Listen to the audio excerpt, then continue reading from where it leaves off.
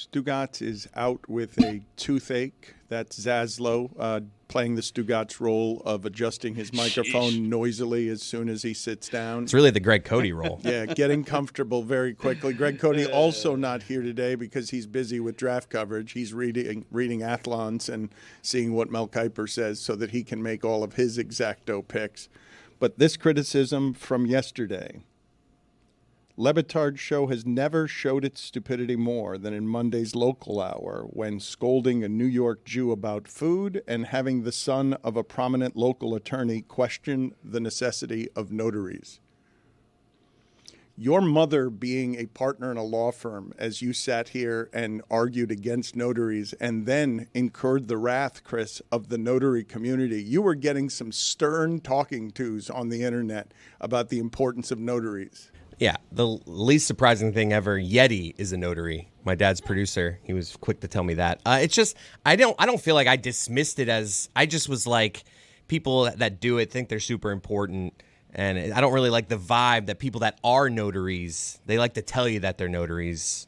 You know, I realize it has value. It's super serious. All the people sending me links to videos. Hey, watch this video and then tell me notaries are not important. You know the fraud that it fights in this country? Back off. All right? It's not that important. I do think there's a self-importance that comes with people who are qualified. They love to tell you. Did they notarize their complaints? No. So I don't even know where it came from. I've never had a person walk up to me and say, I'm a notary. Yeah. You're a secret notary. People are notaries and you just don't know they're notaries. Who are these people? You see people walking around with shirts that says notary. They wear crowns. Like, what are you even talking about? I'm just talking about when it comes up. People love to say it if they are. What was the first part of the complaint that was sent to you? Scolding a New York Jew about food. No, before that. Has never showed its stupidity more. That's not true. It took a while to set up that joke, Jess. Well, you didn't start with the beginning of the sentence like I my asked. fault. Yes, of course, my fault. I get it. Yeah. Yes, I get it. Usually, I'm used to blaming you, but yes, my fault. I don't remember Monday's local hour scolding a New York Jew. Yeah, I'm trying to figure out who that food. was. What is that? I don't have any recollection. Not the best way to start, incidentally, after 4 one-goal games in hockey, 2 in overtime, 1 decided by Ovechkin. That's a pretty good hockey night. What a night. A lot of people talking about Kawhi today, but that hockey night? Hockey did its thing last night, man. I don't know why 4 one-goal games? I don't know why you guys aren't afraid of Ovechkin. I don't know why you guys think this is going to be an Uberdo offense that's going to be in the playoffs. I got to get there first, right? Right now, the series price on most sports books is -110, -110. This is a total pick'em series going on right now. The two teams that made it to the Stanley Cup last year appear to have some challenges in front of them. I believe that just about everything right now should be pick'em in hockey. Just make it all pick'em.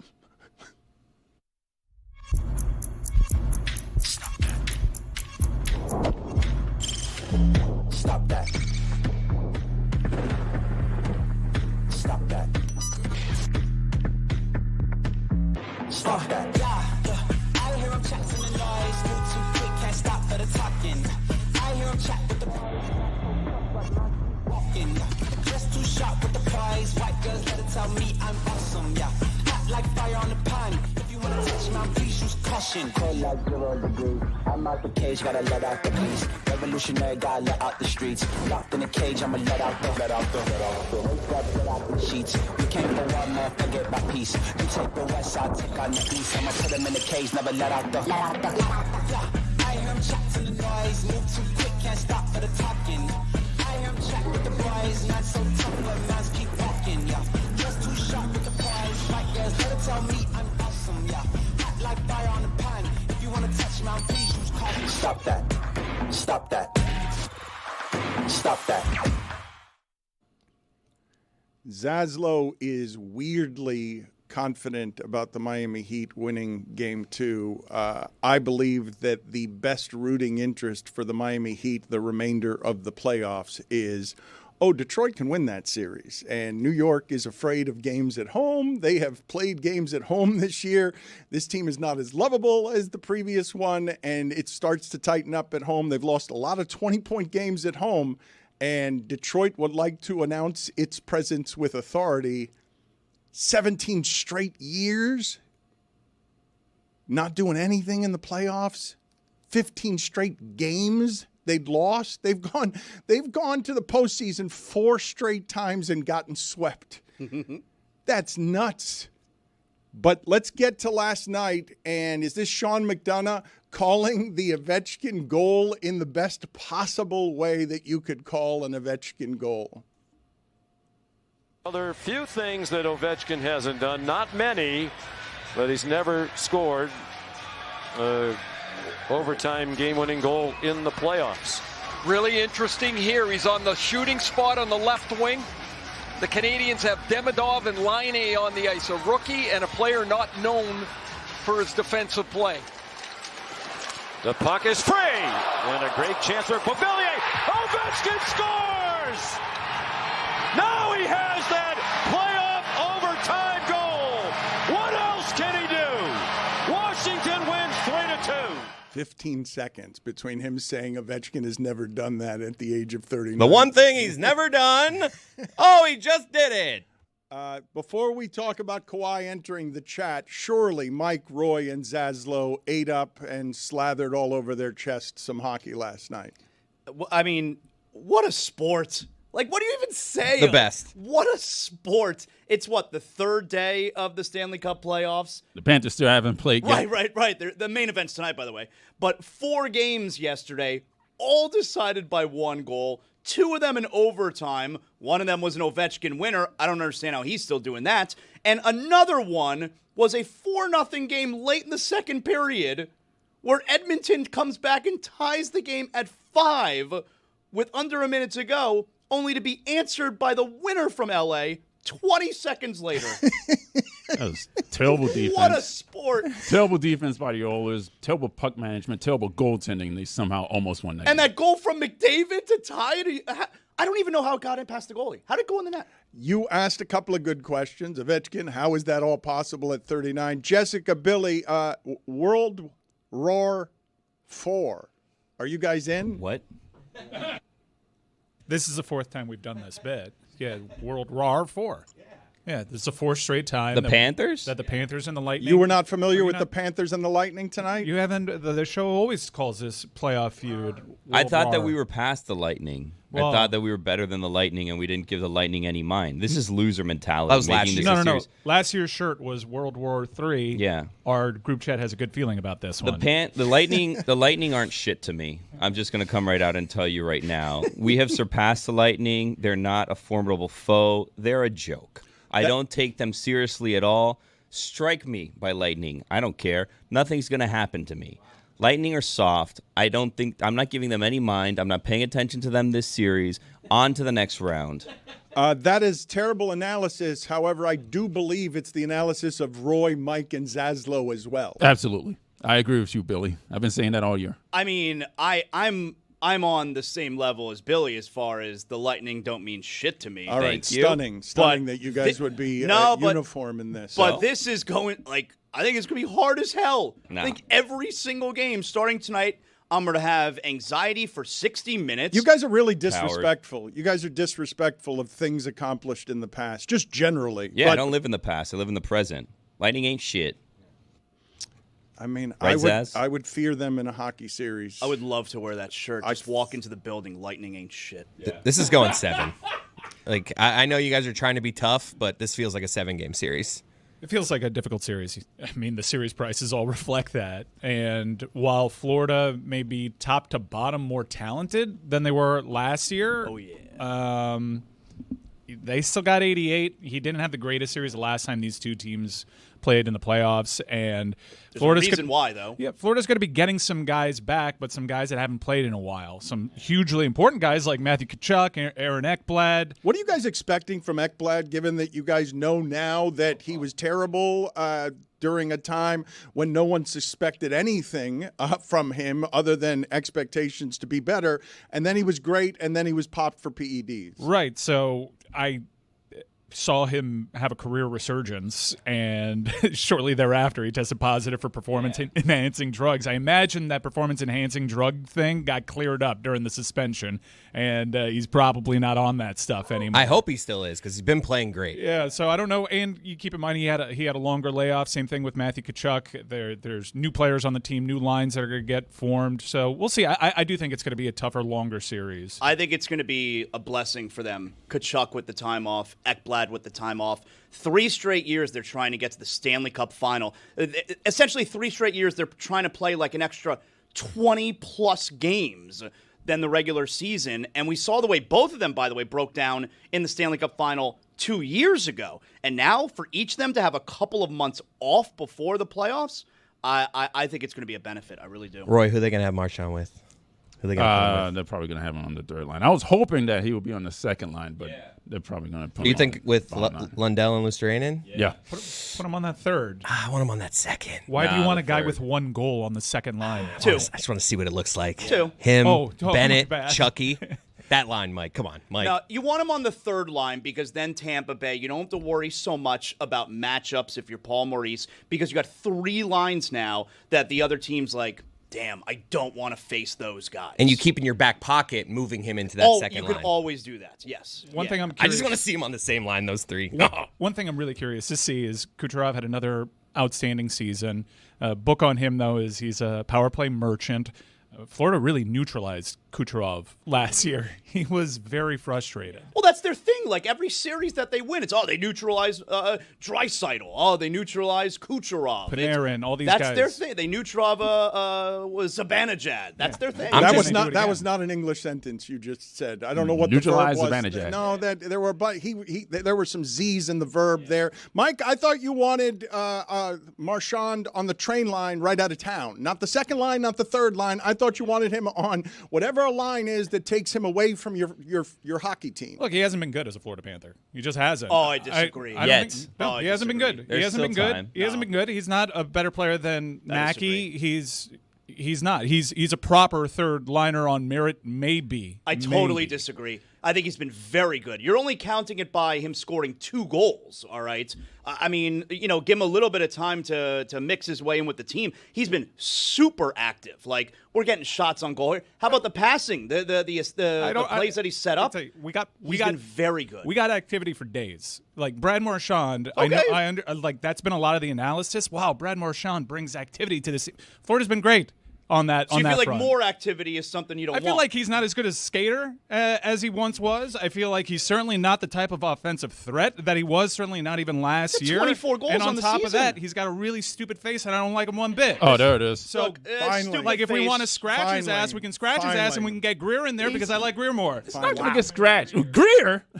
Even Greer likes Marchand more. No, Greer doesn't like Marchand Mike, anymore. No one likes he's Brad our Marchand. rat now. No, he's not mine, Brad. He's not my our rat. rat. Do something. Do something in the playoff. Do something, and then maybe you could possibly be some of my friends' rat, but you'll never be my I'll rat. ask you this then. Let me ask you this then. How many minutes into tonight's game, the first game, 'cause this is why they got him, all right, is starting tonight. Not random regular season game number 75. They got him for starting tonight. So how many minutes into tonight's game do you see him behind the net in a scuffle doing dirty rat stuff, and you're cheering it because he's our rat now? Because it's coming. We have plenty of people that do that. We didn't need more. Now they got another one. I think Mike got a walks. worse one. I think Mike walks this back by game 4.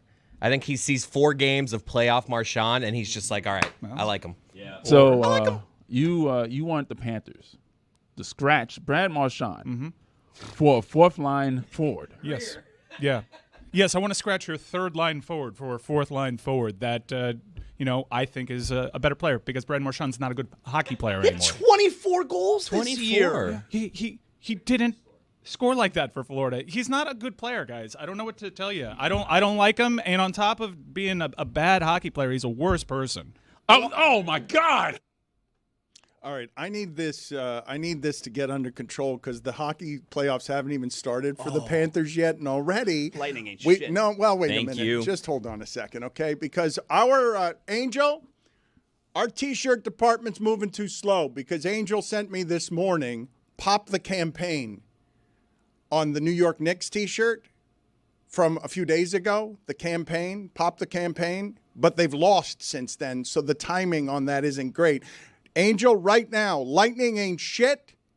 And I don't fear being struck by lightning. I want to see them in the T-shirt shop before the end of the show today because I can't believe what you guys are doing, how disrespectful it is to a team in Florida that taught you how to win by beating your head in and changing your entire blueprint. Please, they haven't taught me anything. I'd love for them to be in the T-shirt store in the next 5 minutes. The problem is this. Series going to be over by the time you get that. This thing's going to be fast and furious. I'm telling you, 4, maybe 5 maximum. This is not going long, this series. Mark my words. Zaslow, do you want to hear yourself trying to say the word neutralized among a bunch of hockey names that you were scared of pronouncing? Yeah. They Neutrava was Zibanejad. I don't remember. That saying is how like it that. happened. That is the word. That's dubbed. That's not dubbed. That is how you Ironically, said you got the foreign That name is right. how you said You nailed it. neutralized. Let's hear that again. They Neutrava was Zibanejad. I'm on national radio. I'm a professional We broadcaster. just heard it. We heard it together. I would never say it all like of that. us reacted that way. They Neutrava was Zibanejad. Jessica, why are you making a face at Zaslow saying I'm on national radio? Because she feels bad that I'm being taken advantage like that because it's not real. I was actually just thinking about the time I saw Zibanejad on the LIRR Ah, yeah. Neutrava was Zibanejad. with Capo Caco. It is a great sentence that has neutralize as a verb in the middle of it, and it's not said correctly. He bailed like Stugotz halfway through the word. They Neutrava was Zibanejad.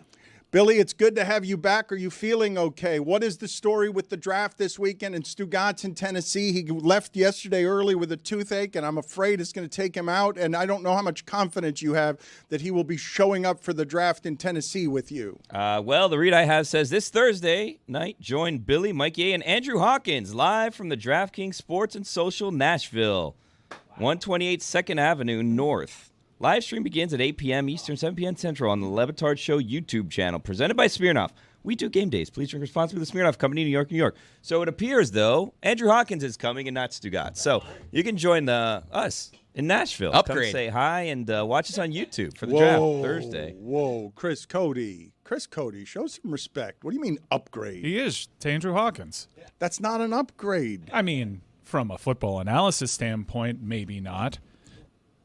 It is not an upgrade except from a probably show up standpoint. Yeah, well, it's certainly in the looks department and quickness. Man, I have been taken aback by how much the ladies like Andrew Hawkins. Like, just, I know he's nice to look at, but how much he's nice to look at has taken me aback.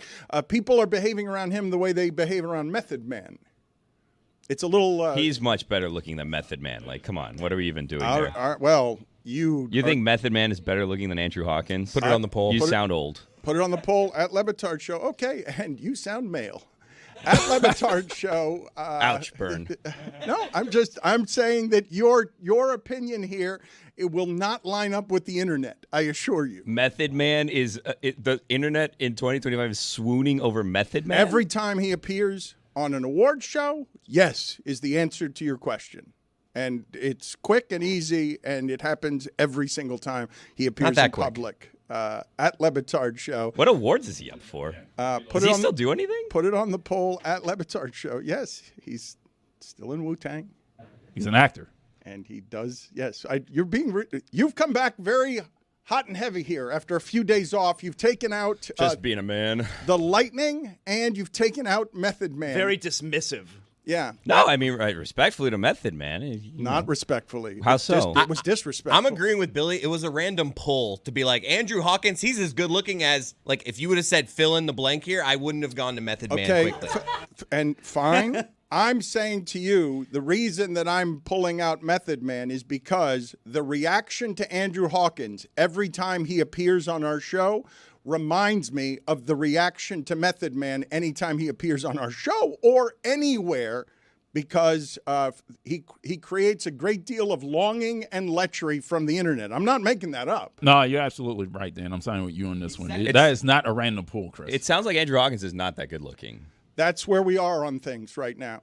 and I'm okay with it. But it does also sound like he has healthier teeth than Stugotz, who, again, yesterday complained of a toothache while eating crunchy bacon and complained of a toothache while smoking cigarettes. That happened both times yesterday. I'm still envisioning that one lone tooth smoking its own cigarettes. I would say in the 20-year history of this program, that Stugotz has had maybe 25 root canals.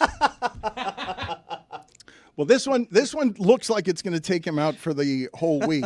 I want to talk to you guys a little bit about what happened in basketball last night, because it was really nice to see Kawhi Leonard play like that and remind you, oh, he's better than Jimmy Butler and younger.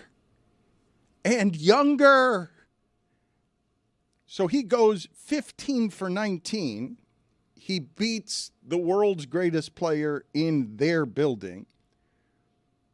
Shaquille O'Neal had too much olive oil last night and ran off the set. Penguin ran off the set, a 7-foot penguin, ran off the set to go to the bathroom because he just, live television, he confused all of the people on the set by just, we've all seen that run. That's funny because I had my YouTube TV set up where I had 3 games on, so I didn't have the sound on that one. But I saw them replaying this video of him, and I'm like, he has the poop. That's I right. didn't even need sound. Right. I'm like, yep, he's scurrying away to poop. Ernie shouted, maximum professional, I don't like his gait, because it was clear to everybody on television that he had to go to the bathroom. Also clear, some advice that Charles Barkley gave a camera directly last night. Nico Harrison, stop giving press conferences. Such good advice. I like, though, how he prefaced it with, I like you a lot. You're my friend. And then he tells everybody, but at the same time as telling him, you need to stop being stupid. That's right. And good advice. That's what friends do. Usually more privately than that. Often more privately than that. But here is the commentary after Nico Harrison has given a press conference in which he said he knew there would be backlash on Luka, but he didn't know how much backlash. He knew that the city had a relationship with Luka, but he didn't know how close the relationship actually was or how much it would hurt. He underestimated So it. he had an open-door press conference after he had the closed-door press conference. I don't understand the press conference strategy at all. How about no press conferences? Okay, so you're a journalist. I'm not. I'm dopey. Can you help me understand? Because I have that question too. How last week do you have a closed session? You handpick which media members are allowed to come to the closed session. No video, no recorders. And then yesterday, everyone's invited. Everyone can record. So, like, literally, from a journalistic standpoint, what is the thought process there? All right, let me take you through some of this, because when you say journalistically, I believe this is a bunch of people who are in over their head, who are getting just dragged by a public relations problem that they don't have the ability to solve because you don't want to put the owner. You don't want to put the owner's nepotism in front of cameras, so this is your face. This is your new Mark Cuban. Mark Cuban used to handle all this face and voice stuff for you. It didn't even matter who the coach was. And so now you've got a guy that Mark Cuban hired, but Mark Cuban is distancing himself from doing all the public-facing stuff on this because now he is simply a receptacle for all of the bad stuff. They don't want ownership around this stuff. So let's start with Nico Harrison and what it is that he had to say yesterday in the open-door press conference as opposed to the closed-door press conference. I did know that Luka was important to the fan base. I didn't quite know it to what level, but really the way we looked at it is, you know, if you're putting a team on the floor that's Kyrie, Clay, PJ, Anthony Davis, and Lively, we feel that's a championship caliber team, and we would have been winning at a high level, and that would have quieted some of the outrage. And so, unfortunately, we weren't able to do that. One of the things he said that we didn't even air is just flatly, I think I've done a good job, which you just can't give Piranha that kind of meat right now. You cannot keep this story out there every time you speak because we need to feed on something, and any sentence you say, we will take. It's why Charles Barkley's given him good advice. Zaslow, your thoughts here? Yeah, I think it's interesting that Cuban has completely, in my opinion, has completely skated on all of this. If you want to blame Nico Harrison, fine, deserves all the blame. You want to blame new ownership, fine, deserve all the blame. But how does Mark Cuban get to just be the former owner who sits there and is so distraught with what's happened to his franchise, while then also going and checking his bank account where he sold the team for $5 billion to these people? So let's start there. If you have an NBA team for sale, there's no shortage of buyers. I mean, that's a sign of prestige in this country if you own an NBA franchise. He decided to sell to these people with no care for basketball. It's a business that's they could do what they want. But he chose to sell it to them. He chose to go with the highest bidder. That, to me, doesn't feel like someone... A group that is questionable, incidentally. Yes. Like a group that you don't even have to do much in the way Yes. of background checks to be like, oh, those Yes. people, you don't want to be selling anything to those Yes, people. but he went with the highest possible bidder, which is his right as a businessman. But if I'm a Mavs fan, I don't love that. I'd rather you make sure that you hand over what you've helped build for the last 20 plus years to someone who's going to continue to caretake that franchise in the city. He did not do that. He took the highest bidder. Again, his right. The second part, he hired Nico Harrison. The new ownership didn't hire Nico Harrison. He hired the guy who didn't know how popular Luka Doncic is. And Mark Cuban gets to just sit there all distraught. I can't believe what's happened to my beloved franchise. How does Cuban skate through all of this? It's a good question. We'll attack it in a second. Here's Barkley saying, Nico Harrison, you're my friend. I love you. Shut the hell up. Listen, man, I consider you a friend of mine, Nico Harrison. I consider you a friend of mine. I wish you nothing but the best. I thought you did a good job last year with the Mavs, and obviously whatever happened this year didn't work out. Man, don't do no more press conferences. Like, I don't even know what you're doing. I really don't. Like, I got sympathy and love for you, but I have zero idea what you're trying to do. This war is over, brother. You got to taking the L. I hope you keep your job. I hope that team get healthy, but man, don't do any more interviews. So there was a closed-door meeting last week where there was not supposed to be any sort of like video or audio recording, but apparently it was like so bizarre that they were reporters that were invited were eventually able to write from their transcript and report on it. And then this, I believe, the most recent press conference where he was on camera was like the end of the season one. So that was why there were two different. But the first one, I think like a lot of reporters were saying was just kind of weird and unnecessary. Well, why was the first one needed if he's going to do his end of the year press conference? Probably control it more. Yeah, to like, I don't know. There were some really bad answers in that one. Get a gauge on what he was going to be asked in this one, I guess. The gauge. I'm not sure. Was it Kalashaw that asked? Tim like, McMahon. It was Tim McMahon about the timeline. Grilled him. Yeah, and he's like, I'm just trying to use your logic here on extending your timeline. You had a championship team. Meanwhile, this team was a Western Conference champion last year. They don't make it out of the play-in this year.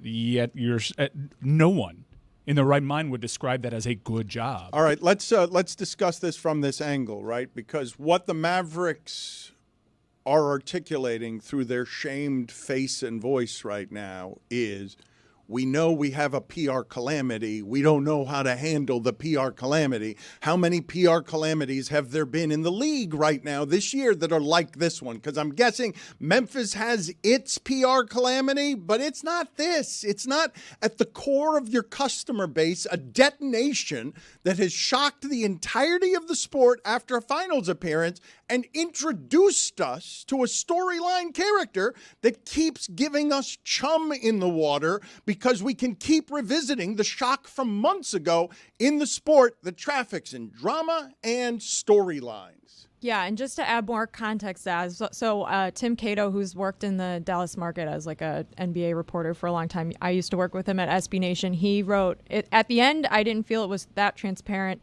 That's the thing that stood the most out.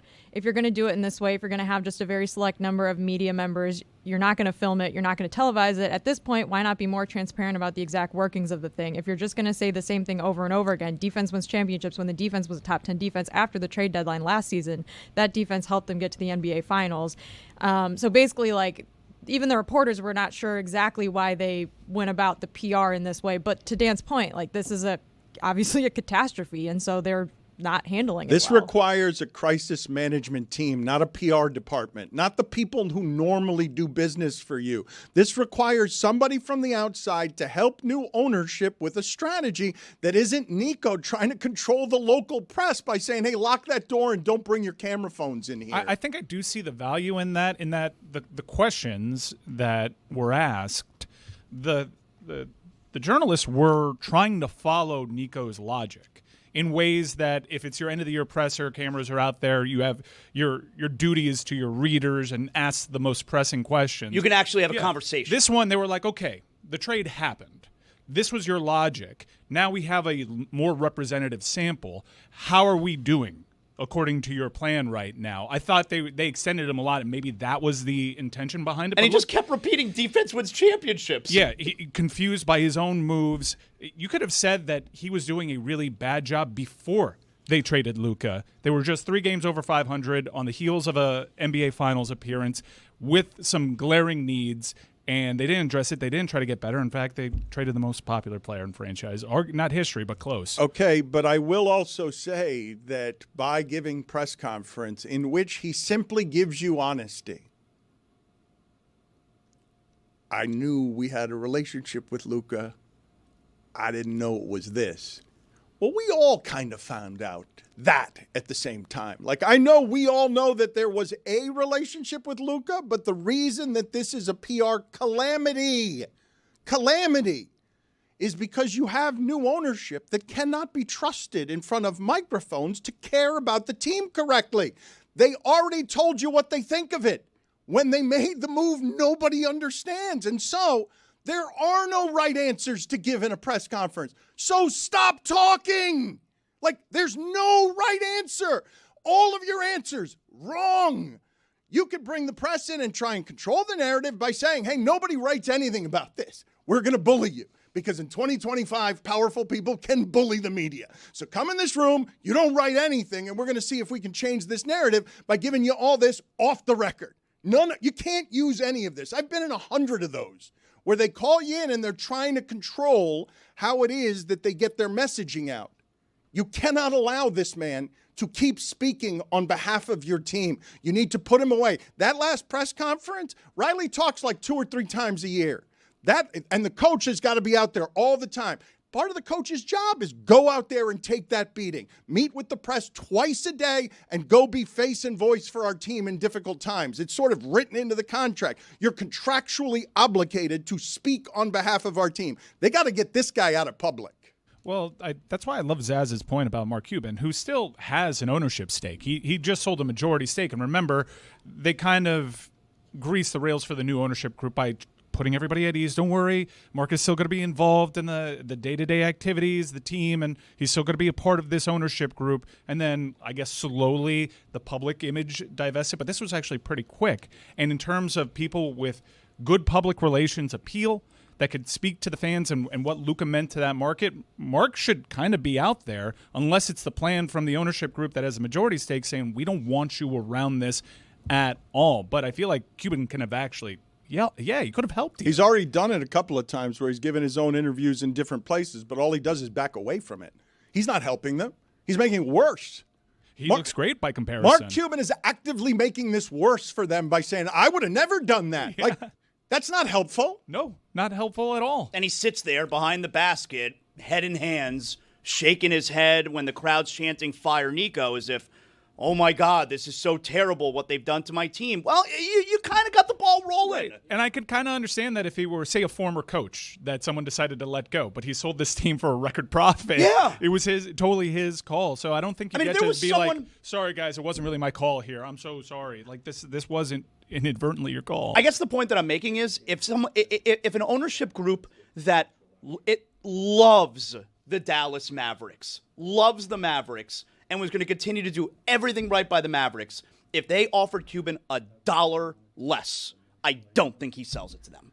I think he takes the highest offer. Maybe $1. Maybe $1. Maybe $1. Billy, you are staring daggers into the side of Zaz's face. No, I mean, Mark Cuban's full of shit. Let's be real. Come on. He also, by the way, thought he was going to run the basketball thing, and then the NBA was like, nah, that's not how this works. So he's kind of like a bitter ex who still has enough to just be around to cause problems for everyone. Well, he's also, like, in Tim Marchman's story, or the ESPN story, he said that Cuban was completely pushed out of basketball operations. So now he's saying that he has nothing to do with this. He's being honest, which is what you're saying you want from Nico, but when you actually are getting honesty from him, you're saying you don't want it. Understandable, though, that he was pushed out of basketball ops because he sold the team. I never understand that when like people sell the team or executives or like part of former administration. Like I was pushed out. It's like that's how this works. Like they gave you billions of dollars to get. Like if you sell your house, you can't just stay living in a room of the house because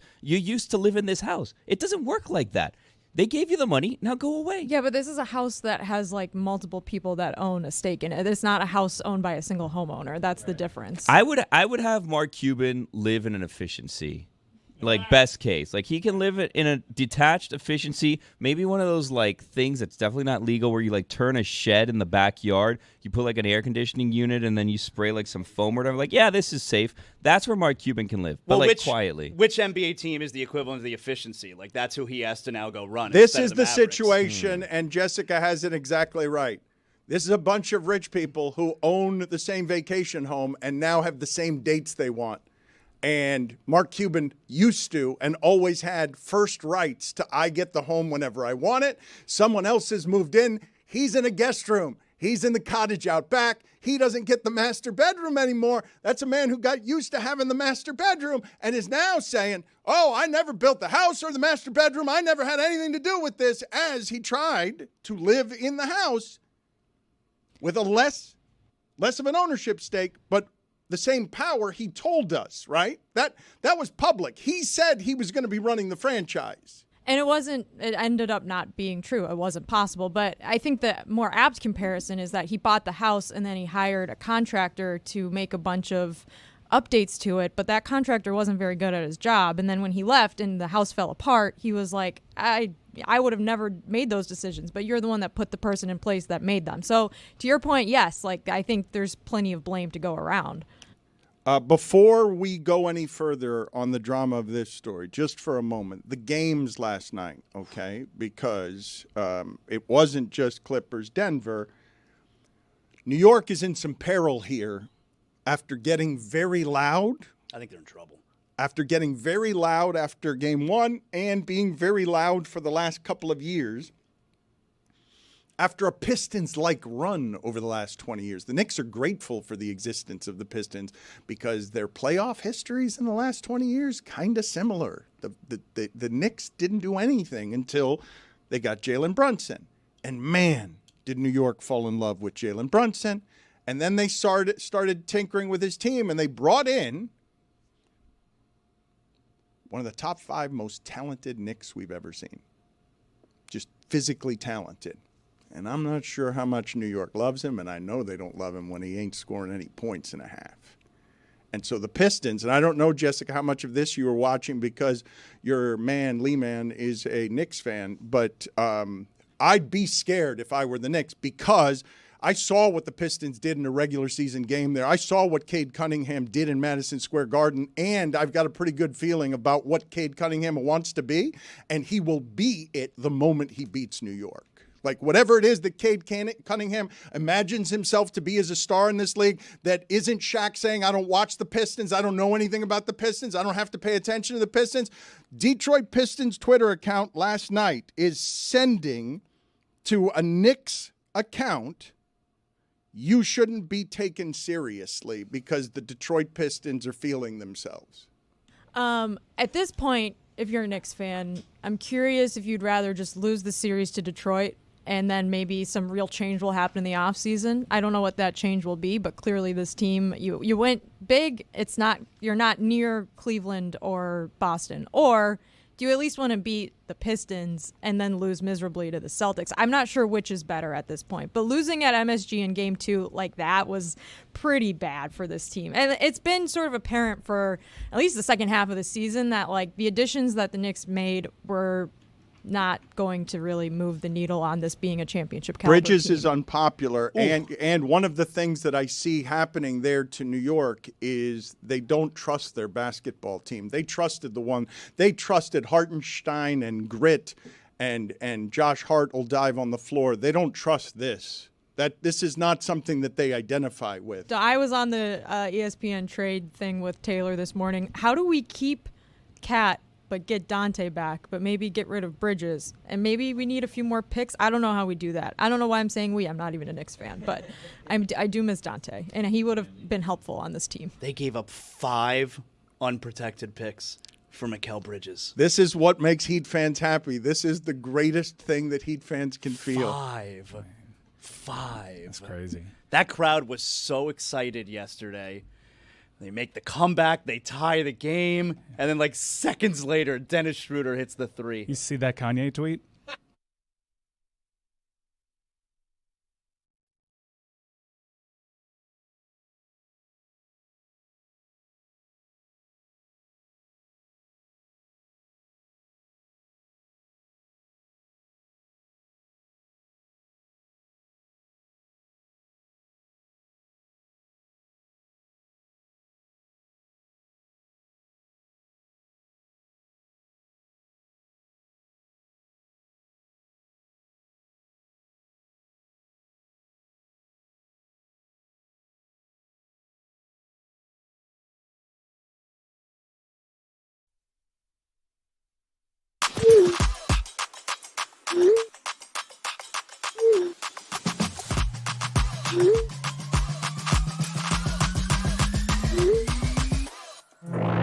Are you tired of waiting on those 3 dots every time you text?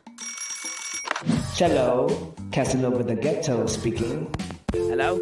Still there? Only to get ghosted when you're just trying to reach out? Well, we've got a man who loves a long phone call. Hello? Hello? Hello? Not only that, he hobnobs with celebrities. Not now, LeBron. But he's always got time for you. Yes, Sirski.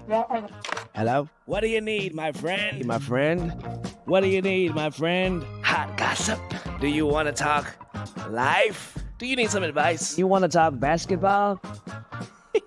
Relationship advice?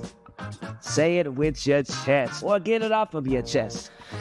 You can get all that. All you need to do is call Juju now. Call Juju now at 650-585-8669, which spells Juju now. 650. Juju now. If you're in New Hampshire, call Juju now. In Minneapolis, call Juju now. On a plane, call Juju now. 650 Juju now. That's the number. Call now. Call with your questions. Call with your takes. You want to phone a friend? Well, guess what? I can be that friend. Hello? Hello? What are you waiting for, man? What are you waiting for, woman? What are you waiting for, family dog? Call right now.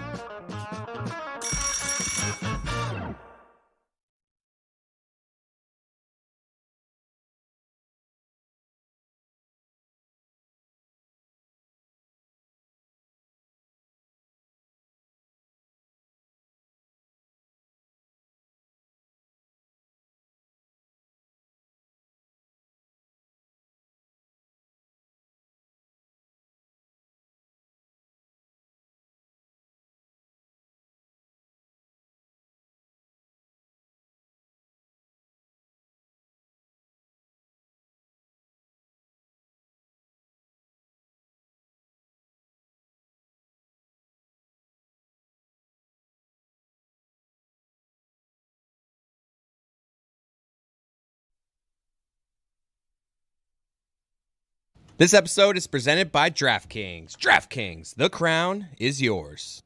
Longtime observers of this particular program have seen that Billy Gill is an agent of chaos purposely in a way that makes him one of the most popular characters in show history. And when Mike Ryan and Zaslow and Roy do the hockey analysis, which does amuse me, I understand it, but it amuses me, that Marchand brings activity. Like, just as an idea, I understand exactly what you're saying. And I also understand why you guys think with 2 months off, Kachuk and Ekblad might also bring activity. I want to just take inventory. Billy's been off for 7 days, and in the first hour, he's taken out the Lightning, Method Man, and Mark Cuban. 2 of them have been described as ain't shit. And Billy, Who did I say that about? Mark Cuban and the Lightning. I don't think I said Quoting Mark you Cuban directly, ain't please. shit. I believe he's full of shit. Thank you. That's a fine. And, I mean, never mind. Okay, good effort. Is that a fine? I saw that Inside the NBA accidentally killed someone this past weekend. That's a fine. Did you see that, Dan? I did not. Oh, it was it Billy Ray Gates? Yeah. Billy Ray Cyrus is with Elizabeth Hurley now. I saw that. Yeah. What? Wow. Interesting reaction to that triangle of gossip the three of you did not just see that enjoyed coming. there. I didn't see any of what was happening in that corner coming, where you guys are just gossiping the way you would around the fridge out there. Billy, you've been cantankerous. What is happening with you? bronchitis. How was the time off? Why are you in a foul mood? What's happening with you? I'm under the weather, but I'm here. I'm a teammate. I have bronchitis. I have gastroenteritis. I'm just bunch of itises. taking up. Yeah, exactly right. No, not senioritis. I'm here, friends. I'll tell you that right now. I'm working. I'm here to work. It's just I'm trying to have fun with the hockey playoffs, and no one here wants to have fun around hockey. We just want to do a serious hockey show all of a sudden, like we're on TSN or something. What's going on here? There is some trouble here between the tensions. Roy, you laugh at this, but this is the conundrum, I would say, Billy speaks for the audience here, on the infiltration of hockey coverage the last couple of years, when this space has been kind of blissfully hockey-free, except for us every once in a while. Every couple of years, every couple of years, it's like, man, hockey's fun. And that's how we covered hockey for about 30 years before the last 3 years. Check the table. It's just unbelievable. It's a professional sport in North America. I We know, have a but, professional team. but the down there audience that we doesn't want it the way we're giving it. We're doing a preview show right now for a Tampa Bay, Florida game that I don't think Billy and Jessica have any interest in. And they're not alone. I don't think I'll be watching. I don't think Tony has any interest. I don't think Jeremy has any interest. Why do you do this all the time with hockey? Like, we did fun bit on the front end. He doesn't know what the fuck he's talking about. He's just talking shit, just making That's waves, your thing, too. trying to get decontextualized and have this be bulletin board material, even though he's not even watching. Like, we're doing the nonsense. We're saying Brad Marchand is a bad person, just a bad person. Yeah, you said it. Don't put me in that. Why are you? I'm not in sound that like group. an old-timey radio guy. We've been doing like show, but also said, hey, remember last year when Kucherov was totally neutralized? I wonder if they could do that again. They brought in Jake Gintel. This is a guy that can disappear at times, so it's not the same Tampa Bay Lightning. We covered this well before. Zaslow had the perfect words. They Neutrava was Zibanejad. And they don't know what they're talking about. See? That's for some reason you slipped into that. Billy Ray Bates, not Gates. So find me, but I'm not $50 because I didn't claim that he was dead like Inside the NBA did, and then they had to issue an apology, and it was a whole thing. I actually have the sound of NBA on TNT apologizing. And we welcome you back. We would like to issue a correction and an apology for something that happened last night on Inside the NBA. We were talking about Billy Ray Bates, who back in 1980 had one of the NBA's best playoff debuts coming off the bench with 29 points. In the course of our discussion, we passed on some bad information that Billy Ray Bates had passed away. While it was inadvertent, it was also inaccurate and insensitive and inexcusable. In short, we screwed up, and we apologize to Billy Ray Bates and his family. Obviously very sincere from Ernie Johnson, but I just like the idea that somebody one night calls Billy Ray Bates, says, hey, they talked about you on Inside the NBA. It's like, whoa! Yeah, they said you're dead. You guys do understand that Ernie Johnson earned his money right there. They send him out. Yeah, enough with the rodeo clowns. Yeah, Shaq has to go to the bathroom. But when we kill somebody as a show, inadvertently, we send Ernie out with sincere remorse, and everyone's like, that's an apology. It was super professional. And everyone backs off, and the joke is gone, and you can't do anything with it because Ernie's the neutralizer there. And he helps bring a gravitas to everybody just fooling around. I would argue that because of him, they can make the joke because they can just be like, he'll clean this up for us. We can be as glib as we want. Also, Billy Ray Bates is only 68. So, like, they're killing someone who's not, he's still in his prime. It's the danger of live television, and it's one of the reasons that show is so great. And there's, unlike anything in the history of sports, something that exists between and around games to just carry you for 4, 5, 6 hours. Has 68 ever been described as someone's prime? I think 68 is the new 58. Was 58 ever considered someone's prime? When it became the new 48. I was going to say 58, I've heard is the new 48. Did you guys see George Clooney? He looks like shit, huh? He does. Like that dyed black hair. When he said the same thing. When he said I'm 63, I go, wow, you look damn near 85. Why did you do this? Really? Can you believe he's only 63? He looks horrific for 63. This show loves to talk about the attractiveness of men while I'm just sitting here listening to all of your opinions. Yeah. He has a bad I'm dye sorry, job. men can't think men are attractive? Of Why is course that, Jess? Of course they can, Jeez Billy. Louise. But She's you right, are though. the Oh. arbiters. Okay, Oh, that's a terrible picture I don't like of him. that. That's a bad. That's what he looks like. It's not a magic camera. That's what he looks like. I'm with Jess, though. It's the hair dye. It's the dye, and this is terrible. My looking. father should not look more attractive than George Clooney. That is a rule of my life, my entire life. And he does now because of what George Clooney did to his head. It's for a role. Let's see what your dad looks like. I mean, George. What Clooney, my dad looks like? Yeah. George Clooney has been the most I got my dad now, transparent jeez. dude when it comes to embracing his gray hair. His skin's literally transparent in that picture. Yeah, so what It's part of changed the him? problem. It's for he's doing that for a role. Like, he looks worse because the role. Yes, it's a bad dye job. It's supposed to be. He's on Broadway, right? It's Yeah, some Broadway it's a Broadway role. That's why everyone's like, wow, Billy's what a dad clear, is kinda obvious dye hot. job. Yeah, Oh, it my is. dad It's- ugly on television. George Clooney's never been embarrassed of his gray hair. In fact, he made it look sexy as hell. Can we have a dad off right now? I'd like Mike Ryan's dad up there, and I'd like a picture of Billy's dad as well next to George Clooney. George Clooney is meant to look like something that exists in the age of the Flappers, that looks like a character from the 1920s, that looks like a Prohibition character. I'm guessing he's making a movie in the 1930s. You have now taken out George Clooney as well. Did he look good there? No, he did not look Okay, good. then. He looked. It Thank looked you. like Billy's spitting today. It looked like a wax figure of George Clooney or a eye of George Clooney. George Clooney is allowed to age. But, guys, this is like looking at a pic of Dallas Buyers Club and say, wow, McConaughey aged like shit. He did. Do you think when he's out like that, does he whisper to people as he walks by, it's for a role? It's for a role. The interview was he was promoting the role. I mean, you made like $1 billion on your tequila. You don't take roles that make you look like crap. Billy, Just go enjoy your money, enjoy your rich lawyer wife as well, and go and live your life in Italy or wherever you live. And like, what is he besides ego? What does George Clooney need to do movies for at this point in time? But at least the Dallas Buyers Club, that role was like a drug addict. Like, is this role that Clooney's playing, he's wearing like a suit and is supposed to look like a nice person, and he looks terrible. Like, there's a difference. Is he a drug addict? No, and he doesn't have AIDS in this one. George Clooney is supposed to be playing Edward R. Morrow. This is Good Night and Good Luck. Oh, I mean, that he kind of looks like him. I'm not going to, I mean, this is good casting. Yes. Well, what Billy is doing, though, not understanding why George Clooney would want to make movies is, and it's understandable, but some people do like to work, Billy. Like, some people do enjoy working and making things. Okay. Rich people do love to work the most, though. Yeah. And also, they have to work the least. So figure that one out. Yeah. It does make more sense after I see what Edward R. Murrow looks like. Yeah. It's kind of what he's going for. Facts. Do that. Are you? I mean, you guys want to have no fun today, huh? Well, you've taken out 4 people, 3 of them by comparing them to shit. So Well, normally people follow me down the path and we like to laugh. Oh, You know, now, like, you're complaining about our yes and. That's interesting. Sorry, we're not buying in. That's an interesting thing to hear.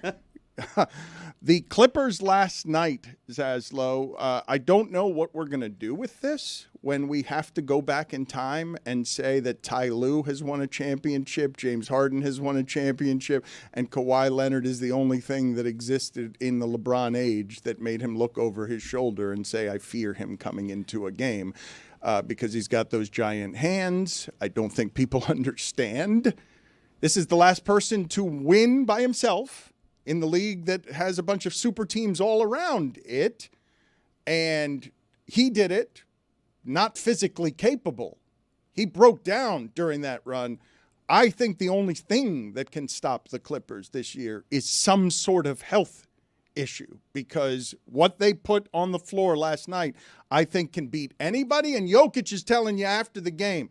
Remember in the bubble when I told you guys that Utah-Denver series in the first round is the best basketball I've ever seen in my life? Just Utah and Denver with Donovan Mitchell on Utah going back and forth. It was the most perfect, beautiful basketball I've ever seen. Jokic is telling you after last night's game, that's the best that basketball can be played. And Kawhi Leonard took him out.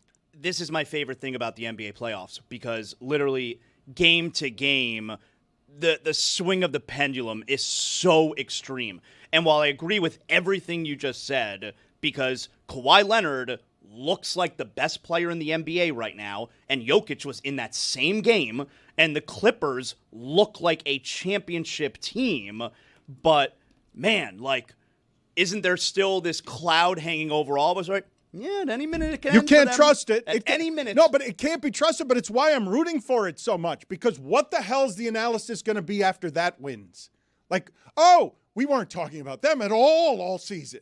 And we thought that the Paul George trade when Kawhi went there was going to be a big deal, and it hasn't been, but the Clippers are no longer a laughingstock and are in the most successful run the Clippers have ever had as a franchise, because the trade kind of worked, but it also made OKC better. And you will have to acknowledge, if the Clippers win the championship, win the championship. What a stupid thing to say. It's a ridiculous, it's an asinine thing to say. But they can really confuse every analyst talking about basketball. If it would be the most confusing title winner there's ever been. It'd be really confusing with Harden, who's been good for them and has been one of those rare superstars that goes to Los Angeles and becomes less of a star. It got quiet around James Harden because he wasn't, I guess, holding teams hostage like he usually did. Like, he is hugely invaluable to what they do on offense. And with the Kawhi thing, it's shocking when Kawhi plays like that. It's somehow less shocking if it's announced he's out for Game 3 and we didn't know it. Like, he is such a unique case study.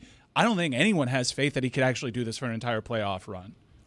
Oh, but you root for it, do you not? Or is it? Would love to see it, because it would be hugely confusing. But the part beyond that on confusing. So you've got this part where what are they doing in the middle of the conference? Is this going to be a thing now where the Mavericks can do it 1 year from the middle of the conference, and all you really do need to have is veterans? But the other part of it that's going to be impossible to get your arms around on face of the league, on I'm not sure about the Celtics, is Kawhi, James Harden, and Zubac are giving you nothing in the way of personality. Like personality where, I'll make a New Balance commercial around Kawhi, but he won't say anything. And like in terms of star power giving you charisma, they will give you less per square foot than any stardom champion in that entire sport. I'm really curious to see who makes a deeper run, who makes a finals run, because if you stack up the last few years in the NBA in terms of the teams that get to the finals, it's been really unpredictable compared to the NBA that we grew up watching. 6 straight years, different champs, which has never, ever happened. It's crazy. And just think of these runs. Miami Heat doing it as an 8 seed, a random NBA finals seemingly with the Suns and Bucks in the middle of it.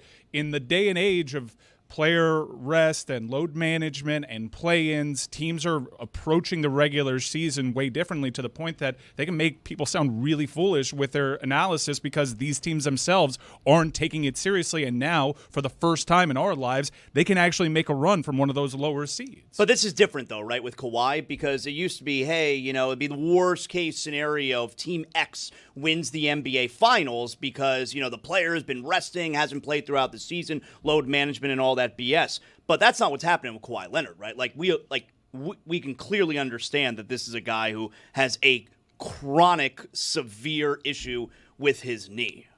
That is correct. So much so that it broke apart his relationship with the Spurs, where he won championships. And I would say that what it is that he did last night is remind you that if he can do that across 3 or 4 series, you know that's as good as can be played. You know that he can take out anybody if he's that. The problem with aging is he's 33, and we know those are nubs. Like when we saw him win the championship, getting to those final games, you get Kevin Durant blows a tire, Klay Thompson blows a tire, and at the end hobbled after making Joel Embiid cry and knocking out Jimmy Butler. Kawhi Leonard wins, but it's with old man game, because this run through these teams in this conference, you cannot bet on that to stay healthy and be that every night. We were saying it during the run, and occasionally they'll show those games on NBA TV, and it's so strange to watch Kawhi Leonard dominate a series. When you think about the players that were on that court, and history will remember that finals for who wasn't on the court, but he very rarely has 2 feet off the ground in that entire series. You can't slide a phone book under his feet. He has 0 explosion, and he is still unguardable, putting a team on his shoulders. And by the way, all those numbers you see in the box last night, 15 of 19, 39 points. There's so much more that doesn't show up in that box score that he is doing out there. Like, if you're paying it, he is dominating the entire game right now. It's hard. There has never been a superstar in this sport, never, not one, that has all of these things where Stephen A. is comfortable on television calling him a thief and saying it's that he should retire. It's the worst contract, that he should retire, that it's the worst contract he's ever seen, crushing him. Kawhi never speaks back, doesn't show you much in the way of personality, but the physical size of his hands and the amount of strength that he has, this person is on the cusp of having a legacy that's mythical, that you ain't going to be able to explain to any of your kids. Wasn't there that one replay one year where he blocked someone's dunk with his finger? Remember? They slowed down the replay and just his finger was on the ball and blocked the dunk. He's ridiculously strong, and we've forgotten about him, and it's fun to have somebody as a mercenary appear. Let's see these photos right now of George Clooney, Billy's dad, and Mike Ryan's dad. Yes. I believe we've got a dad-off here. We've got a dad-off. Dad-off, great game last night. I think Stugotz can finally say he looks like Clooney. And not be totally off base. Billy's dad easily, if this is what we're working with. I think Clooney's third. Clooney's in third place. Clooney's the bronze medalist as Edward R. Murrow. Is he obsessed with Edward R. Murrow? Didn't he play Fred Friendly in Good Night and Good Luck? Didn't Pablo win an Edward R. Murrow award of some sort? Does Chris know who Edward R. Murrow is? I know, but tell Roy. Yeah. What? No, tell him. I know. He's a third liner for Tampa. Why don't you guess, Chris? Let's play the game. I would like to play the game, the new game with Chris Cody, of guess a famous historical figure, what it is that they did or do. Get me what your thoughts are, Chris, on all things. I gotta find him. I don't know what my thoughts are. Edward R. Murrow. Just who do you think he is? What does that sound like to you? We'll give you some time here to think about it. Thank you. Don't check the computer. In the interim, Billy, because you want to have fun, I'm going to entertain you with a bat flip. I'm going to give you a bat flip here so that you can enjoy. You can enjoy today's show despite your sickness. Do you believe that this is the greatest bat flip in the history of bat flips? Whoa. And for the audio audience, it is as cartoonish a bat flip as you could possibly imagine. Okay, so it is Red Sox prospect Alex Lugo had a walk-off ground rule double and threw the ball into outer space. Like the bat, shot, the bat.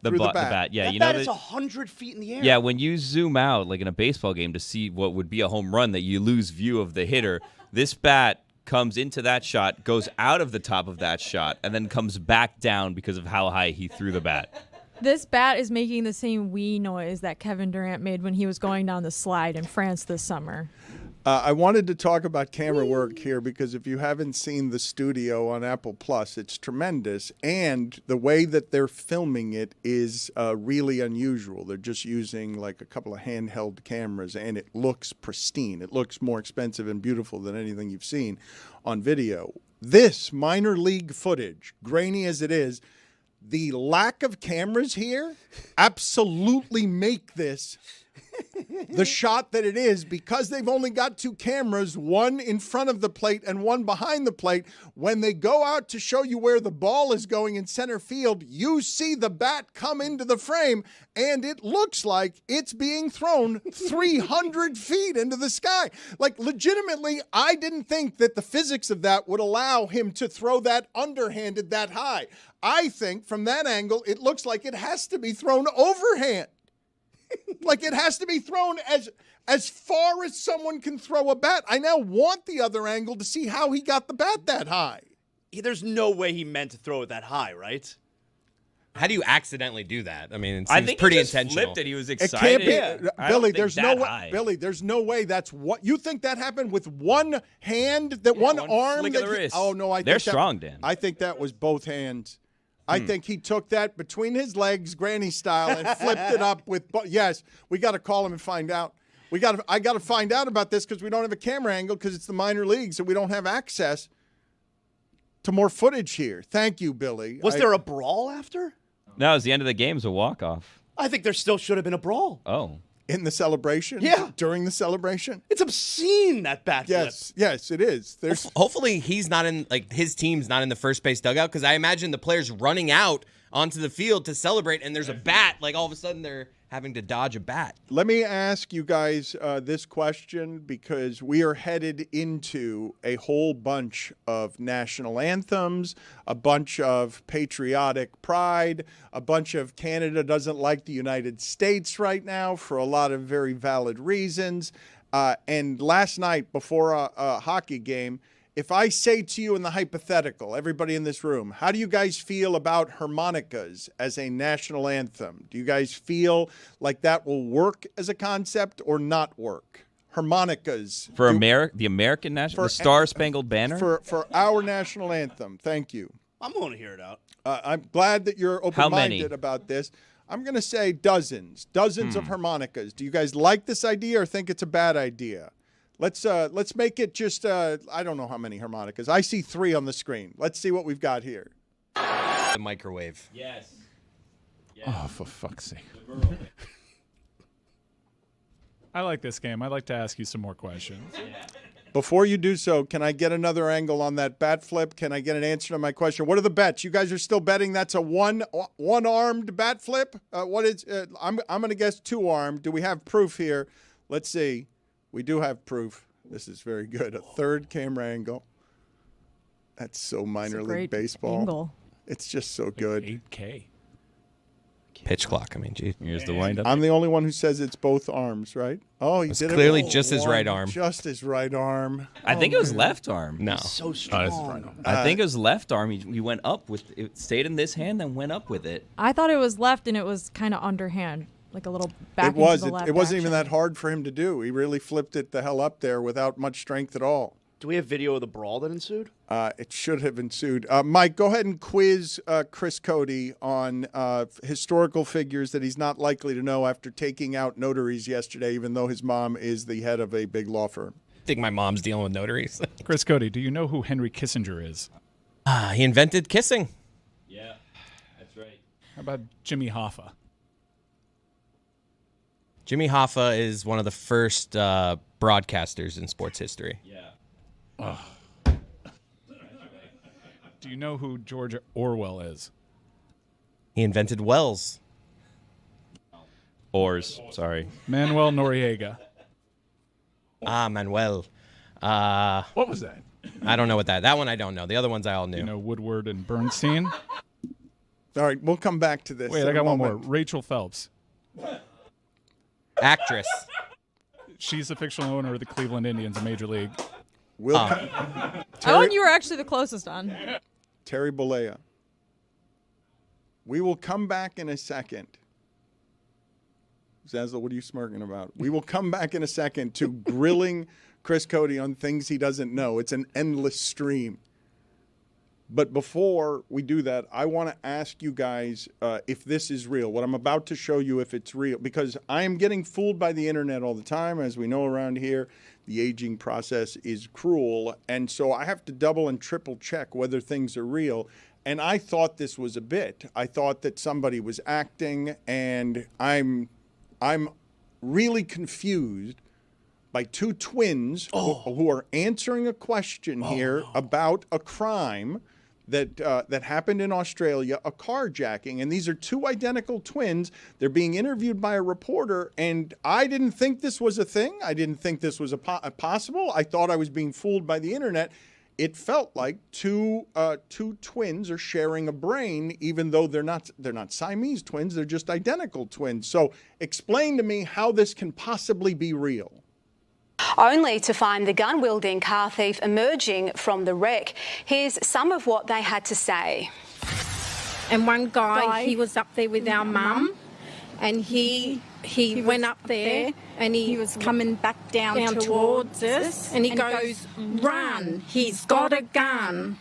And our heart started to pound, and I said, "Oh, Mum, where's Mum?"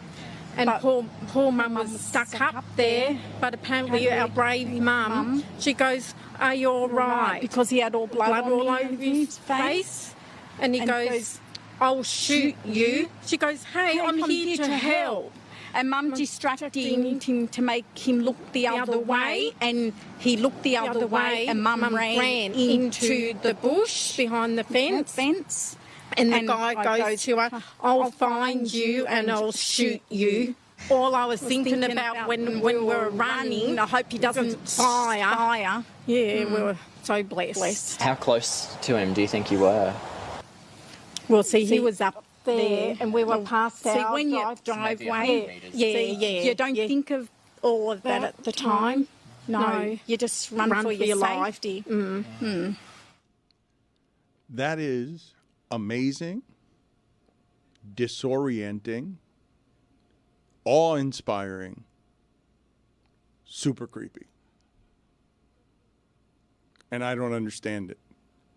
So I Googled this because I saw this online and I was like, this is probably from some like parody show that I'm unaware of. It can't be real. But apparently, according to people.com, they're well known in Queensland for running an animal rescue organization. And they were the subject of a 2016 Good Morning Britain segment in which Piers Morgan laughed at their synchronized answers. So this sort of, I don't know if you call it a bit, but this sort of shtick thing has been their thing for a while now. Now, my wife is a twin, and there are times where my wife and her sister are in the same room, and you ask a question, and they will say a single answer in unison where you're like, that's weird. But this is just that times 50. Like there is a brain being shared there in a way that I don't understand, and I don't even want to mock simply because I don't understand it. None of us understand it, right? Like I'm introducing this to people, and next to nobody knows or understands what's happening there, right? Who the hell can understand that? I don't like it. I don't like it.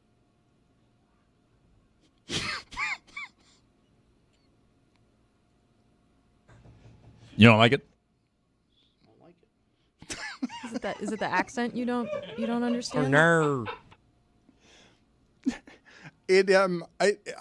Okay, so I'm gonna try and articulate what he's not articulating. I'm with Zaz. Well, see, I don't feel like I should be with Zaz, but there's something in there that's haunting, right? Do you like it? I mean, I liked it as content. I like being disoriented by it. I like how awkward and confused it makes us. I don't like it. I like the discomfort of it. I like how far away from the microphone Mike is. You didn't like it. He's just chilling back here. It's weird.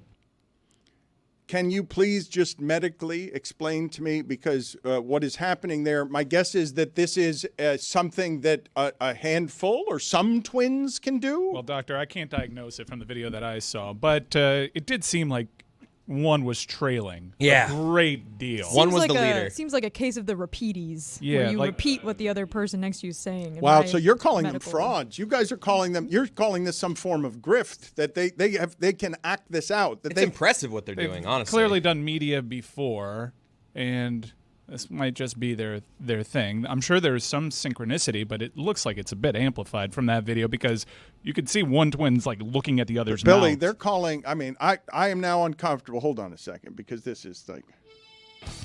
Time to throw away all journalistic credibility and get reckless. Here is something we like to call reckless speculation. You're good. What's the accusation you're making? The accusation is that there might be some synchronicity, but they amplify it because it's their thing. Yeah. It's my allegation. Did you know that the CIA declassified a UFO report that said there were 3 small beings that came out, formed one being, looked at 20-plus Soviet soldiers, and turned them into stone? I have less of a problem understanding that. That should get some coverage. We should cover that. Things are moving fast in It's crazy. terms of They're the declassified. It's like the plot of The Hobbit, Mike. I just simply don't believe that was- that is true. Check it out for yourself, man. It's on out Easter there. Island. It was out there. It was those weren't the Soviets, you know, like we found the Ark of the Covenant, and we're just all like moving on with our lives. They found it in the 80s, and the CIA report was like it's guarded by an entity, and you know this stuff is out there. We don't know what to do with it. There is an amount of information that is now we are being bombarded by, and an amount of misinformation of not knowing what's real and what's not. Are those twins acting? Are they grifters? Or is that just a shared brain? There's so much out there right now that that all of us are being flooded by it, and you cannot keep up with all of the things that are happening in the world. They turn to stone.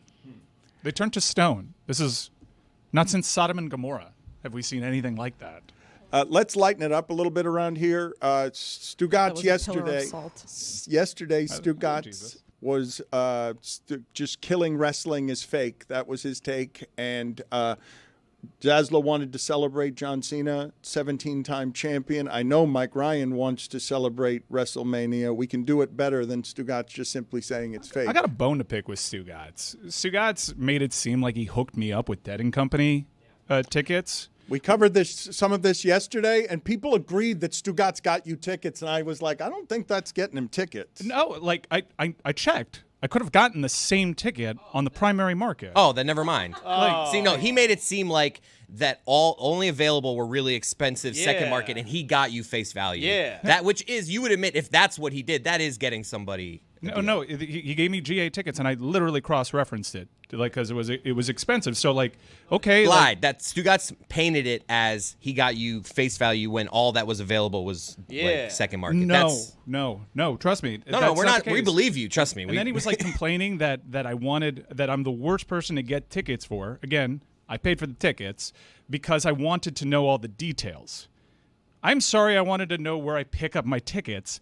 I literally traveled in that day and had no idea how to actually get the tickets you said you got for me, that I could have avoided all this hassle by just going to the primary market. Well, what happens? Does he send you a text saying, I got you tickets, and then he thinks it's all right, go find them? I mean, I never really thought that he wouldn't come through with the tickets, but I was kind of anticipating some Stugotz type of mess around it. But I do know that when he sees it dead all the time. When Stu legitimately wants to get tickets, he can purchase them with relative ease because he has someone direct to go through there. So I was just trying to go through Stu because he's always offered. But he didn't hook me up. What were you expecting, though? Like as far as a hookup? I got exactly what I expected. I would have preferred like a better deal. Like he kept saying like face value. Like, yeah, there were tickets available for face value. I'm not actually interested in the details as much as I'm interested in your appraisal of did he get you tickets or did he not get you tickets? Because he told people he got you tickets, and in doing so, it was made to look like he hooked you up. Like, yes, I understand how the optics of, well, Mike, you went to see Dead & Company on Thursday and he got you the tickets on Thursday. Yeah, but I asked for it months earlier. And I could have gotten the Dead and Company tickets months earlier for myself. Had I not had a Stugotz element, I would have been responsible. Billy, I had the same tickets. You're making faces during this. Your appraisal is what? I don't know what these faces mean. I know. I'm just listening to the story for the first time. I don't have any backstory, but it sounds like he said he was going to do something, and then you said you got exactly what you expected from him. So I don't really understand the gripe. Well, the gripe is you want him to go above and beyond what you expected. My gripe is how he's presenting it. Like he went over, above, and beyond. When he just like sent an email to a guy that I paid full price for tickets, and I didn't get like any extra access. And all I asked for him, he made me sound like some hound. He wouldn't tell me where I could pick up my tickets. I think I was pretty chill about it. In journalism, and I still want to get to Wrestlemania with you, you like to have two sources to confirm a story, and another source is just written in. He did it to me with Knicks Heat when I asked for tickets for my birthday. Well, no, that person, I know exactly who is sending you that because I know that story. Don't give away I'm not going my to say source. That person wanted him to give him tickets for free. And what he did was he connected him with the person that gets tickets for him. And then he was surprised when he had to pay for tickets because he was asking for free tickets from Stugotz. That's a fair question, though. If someone's offering to hook you up with tickets, does it imply they're paying for said tickets? This is the question I'm asking. How rich are they? No. This is an important thing. If they're rich, then I kind of expect them to pay. I mean, but you guys are all adults. You just reach out to people asking them to give you free tickets? I think the wording is I important. don't.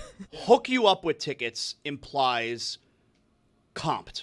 Set you up with tickets means there's an avenue for you to get the ticket. This is a semantics thing. I went through Stugotz because he always said, anytime you want to see the Dead, hit me up. Oh, yeah, he says that a lot. So I'm thinking there's some unique special access that I wouldn't have normal. I was in a will call place that was for friends and family, but it just meant the line that I didn't know I had to go to until hours before the event would be shorter. That's the only convenience that I got. And totally good with that. I'm good paying with tickets. I'm good with all of that. This is exactly what I expected down to the Stugotz experience, but don't paint it as you hooked me up with something like that. I could have gone through some other guy.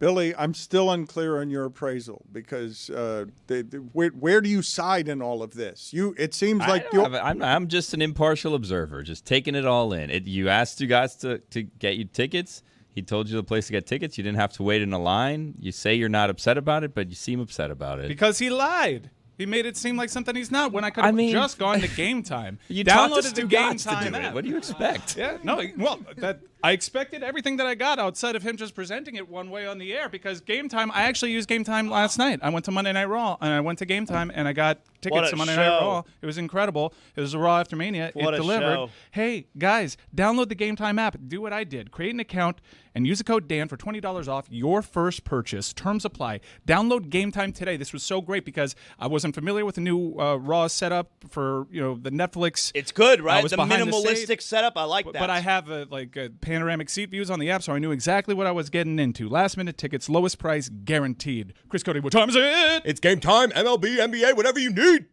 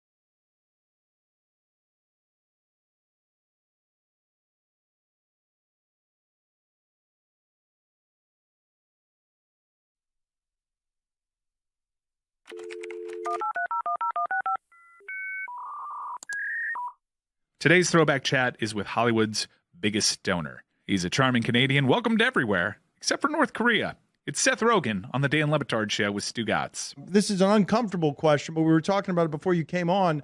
Are you right now the most powerful comedian in movie making in terms of being able to get your movies made? No, I don't think I am by any stretch of the imagination. There's guys who haven't essentially ruined entire movie studios by starting international incidents, so they probably have a slightly better time getting their movies made than I do. Okay, a fair, that whole North Korea thing you speak of. Exactly, yeah. That sets you back a few pegs. Well, okay, go ahead and all right, tell us a little more about what happened there and if you actually feared for your safety at any point. No, I didn't. I didn't feel for my safety. I felt for my job at times, but which at times is a far worse fear to have. But what's weird is in the end, like my office is still at the same lot at Sony. I'm literally going there today. I mean, what's weird about how Hollywood works is like people forget stuff really fast, which is kind of nice. But Will Ferrell's still more successful than I. Do you have anything in your past that you wince about because you're like, ooh, I wish I hadn't done that? Yeah, there's a few movies that are not my favorite movies, but I've learned not to talk about them because some people really like those movies, and I look like a jerk if I say bad things about them. So the Green Hornet? You can probably surmise which ones they are. All right. So we will leave it unstated that a lot of people like the Green Hornet. Seth, one of my good friends had to tell me, he's like, you shouldn't say bad things about that movie because I like that movie, and you hurt my feelings whenever you say bad things about it. Seth, I want to make sure I have this right. You get around famous musicians and you end up humming one of their songs. Is that true? I do. Okay, so give us an example of that happening, please. Oh, please. Yeah, I mean, like, I was around Adam Levine once, and I just have myself humming, like, some of the only Maroon 5 song I know. It's really, like, they're, like, just their presence, like, subconsciously plants the seed in my head, and then I start singing their own music in front of them, and it's really embarrassing. I mean, what are you doing? What's the matter with you? I don't know. Then I see myself doing it, I'm just like, oh, what am I doing? Why did I do that? All right, so give us the kind of celebrity that Seth Rogen will find himself around where he just behaves like a total goof. Do you have another story other than that one? I get starstruck by, like, really weird, like, people I wouldn't expect to be starstruck. I met Wesley Snipes recently, and I was like, I've like maybe never been more starstruck in my entire life. And so what was happening there? Was it Blade? Was it Major League? Like, what it was all that. It was Blade, Demolition Man. Demolition Man. It was the whole thing. Yeah, I mean, it was honestly, it was probably the most Demolition Man. So wait a minute. Wow. Wait a minute. So were you like wanting to ask him questions about Simon Phoenix? Yeah, I fully was. I for sure referenced it like several times throughout the conversation. Did he want you to get away from him? I think he appreciated it, but I don't know if he was entirely comfortable. I love that you're behaving the way around him that most people would behave around you, right? Like they do that. They laugh around you like that. You were uncomfortably laughing around Wesley Snipes. What's a role that you missed out on that was the bummer of your life? No, man, I mostly have auditioned for really bad movies that have gone on to become really bad movies. I can't think of. Really? I can't think of it. So you thought they might be good, and then you see them on the screen and they're bad. And man, you've been really lucky, Seth. I have been very lucky. That is definitely accurate. I would not argue with that. I just love that this stoner runs Hollywood and can even survive North Korea. Like, honestly, and he doesn't get the roles that he wants, and they turn into bad movies, and then they just keep giving him more movies to make. Who do you most enjoy working with? Like, because you make movies with your buddies, and it looks like so much fun. What are the couple of guys, if you had to give us names, that you most enjoy working with? Danny McBride, I think, is one of the funniest guys ever. Craig Robinson, I really love working with, and Michael Cera, I really love working with.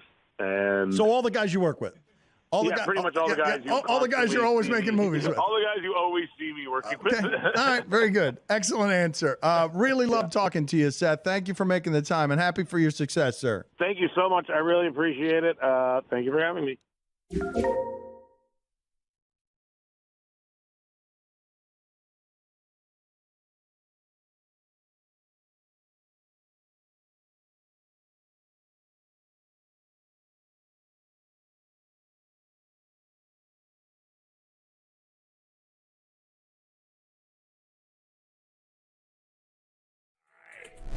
Let's play another clip from Billy Gill and Chris Cody doing Marlins spring training baseball on the radio. We should get through the Trevor Rogers stuff early, though, because he's probably only going to go 4, right? Well, last time he went 4. It would be really good if he went maybe 5. That damn Jordan Walker wasn't fouling off so many pitches, you know? Did you just swear on the air? Oh, can I not say that? No. Let's refrain. Might have to hit the dump button back in the station, folks. Here's a swing and a line drive up the middle and a base hit for Nolan Gorman, leading off the top of the second inning. I thought I was coming in hot last inning. Billy really just taking the mantle. Yeah. See, all right, so the issue here is Kyle is very rarely around cursing. So I think damn is safe. Billy called some player this damn guy, and you should have seen Kyle was just like trying to do the call. I think we need to dump this back in the studio. Like Kyle was freaking out. I don't think it's a curse word. I think they were safe, but it was just funny to see the fear on Kyle and Billy, because you know Billy, he's a rebel rouser, but he doesn't actually want to offend any. So when he thought, oh my God, I just cursed and they had to dump something, the look on Billy's face was the best part of that. Imagine if he said stovetop pudding. Did you just swear on the air? Oh, can I not say that? No. Let's refrain. Might have to hit the dump button back in the station, folks. Here's a swing and a line drive up the middle and a base hit. That wasn't all Billy did to bring it to a dark place. You got to play this clip. It's a little bit longer, but it's chef's kiss here from Billy. I have a morbid question for you, Kyle. Oh, fire away. Now we're talking. Okay, so you see this man that's walking here. He's walking in with a Cardinals jersey that says "Together." Older gentleman. Yep, he's got the cream-colored jersey on. Yeah, so he has a jersey that says "Together." And then presumably, oh yeah, there you go. The person they've been together since and 19. Then and we don't see the second number. Right. Oh, that's adorable. Well, yes. Heaven forbid though, one of them passes. Oh wow. Do you retire the jersey? Yeah. Oh yeah. Okay. I think the question is, do you put it in like a case? Do you frame it? First pitch of Joey Wendell's a called strike. Maybe you buried it with the person, right? Boy, we have taken a dark turn. You're right. Yikes. Maybe the 0-1. Swing and a miss. You can go ask him. That'd be wild. I mean, he's kind of close. We could just shout down. No, let's not. No, let's not. You erred on the side of caution there. That's good. 1968. Together since 1968. Oh, they have a long way to go. Do they? 0-2, swing and a miss. They've been together 55 years, those two lovebirds. That's beautiful. You don't care. Solid math. What do you mean I don't care? Kyle. I love love. Kyle, did we pull the calculator out on the computer? Or was Not that on my phone. It was on my phone. He must hate you guys so much. Like it's unbelievable that's the 2-2. That's always funny. The 0-1. Have you been served? Welcome, everybody, to the David Samson Show. It happens every Thursday, for the most part, here on the local hour. David is the host of Nothing Personal, and you can follow him on Twitter, at David P. Samson. We begin in the obvious place. Dan, have you been subpoenaed? I have not. Ooh, you're named in the lawsuit. That's an upset. That's my new game show. Have you been subpoenaed? Wow. Dave, have you been subpoenaed? Yes. In the Sage Steele lawsuit? Oh, no, not in that one. I thought you just meant in general, like a Tuesday. We knew that. I mean, I have never been subpoenaed in any way, and I do not have any history with subpoenas. Have you ever been served? No. Oh, I had such a funny thing on Nothing Personal today about Jason Sudeikis serving Olivia Wilde in the middle of her being on stage. The reports are that he didn't do that on purpose. The timing. I That's doubt horse that he hockey. would. Ooh, I'm with Samson on this one. He's bought so much with just via Ted Lasso that I would say Jason would never intend for this.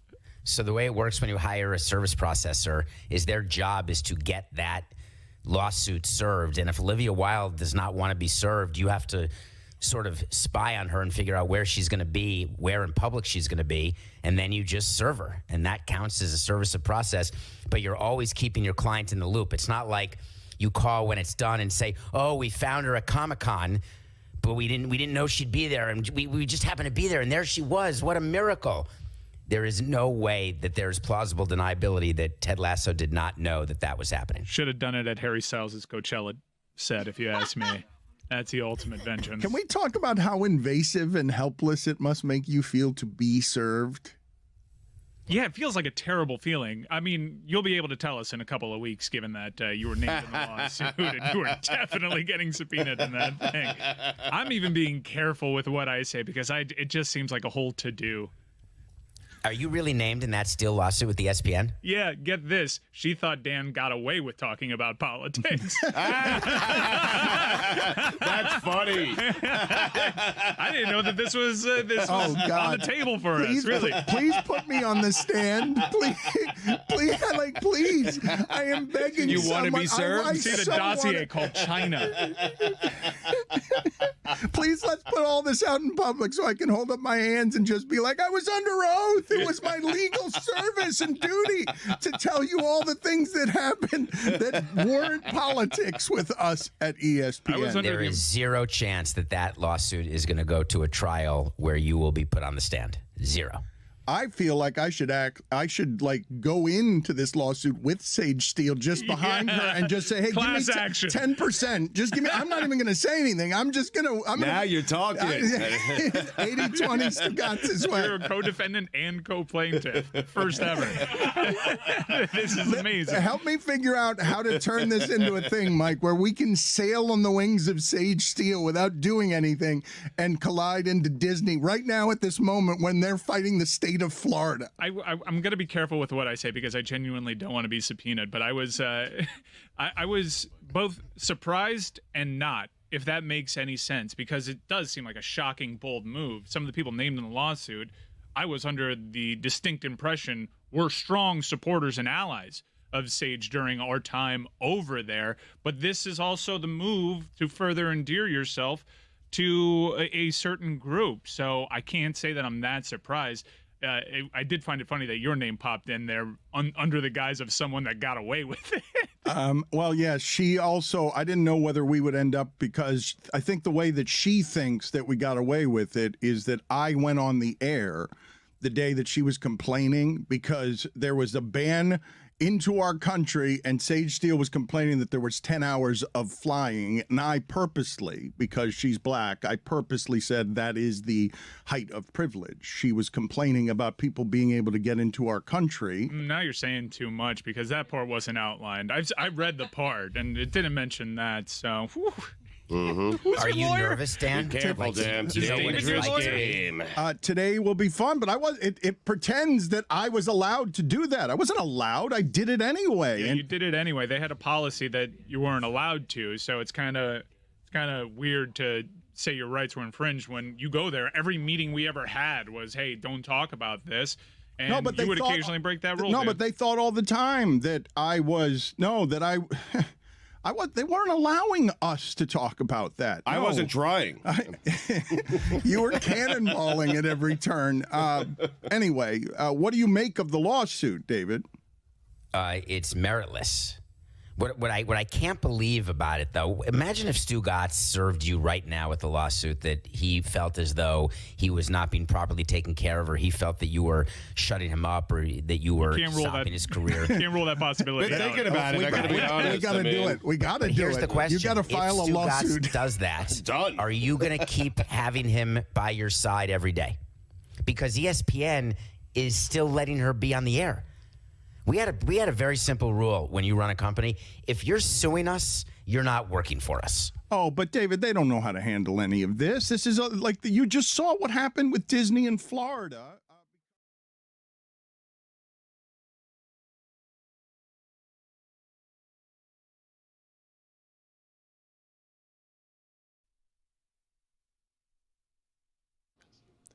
Because people need their football, Nate Tice is going to join us here in a segment executive produced by Billy Gill.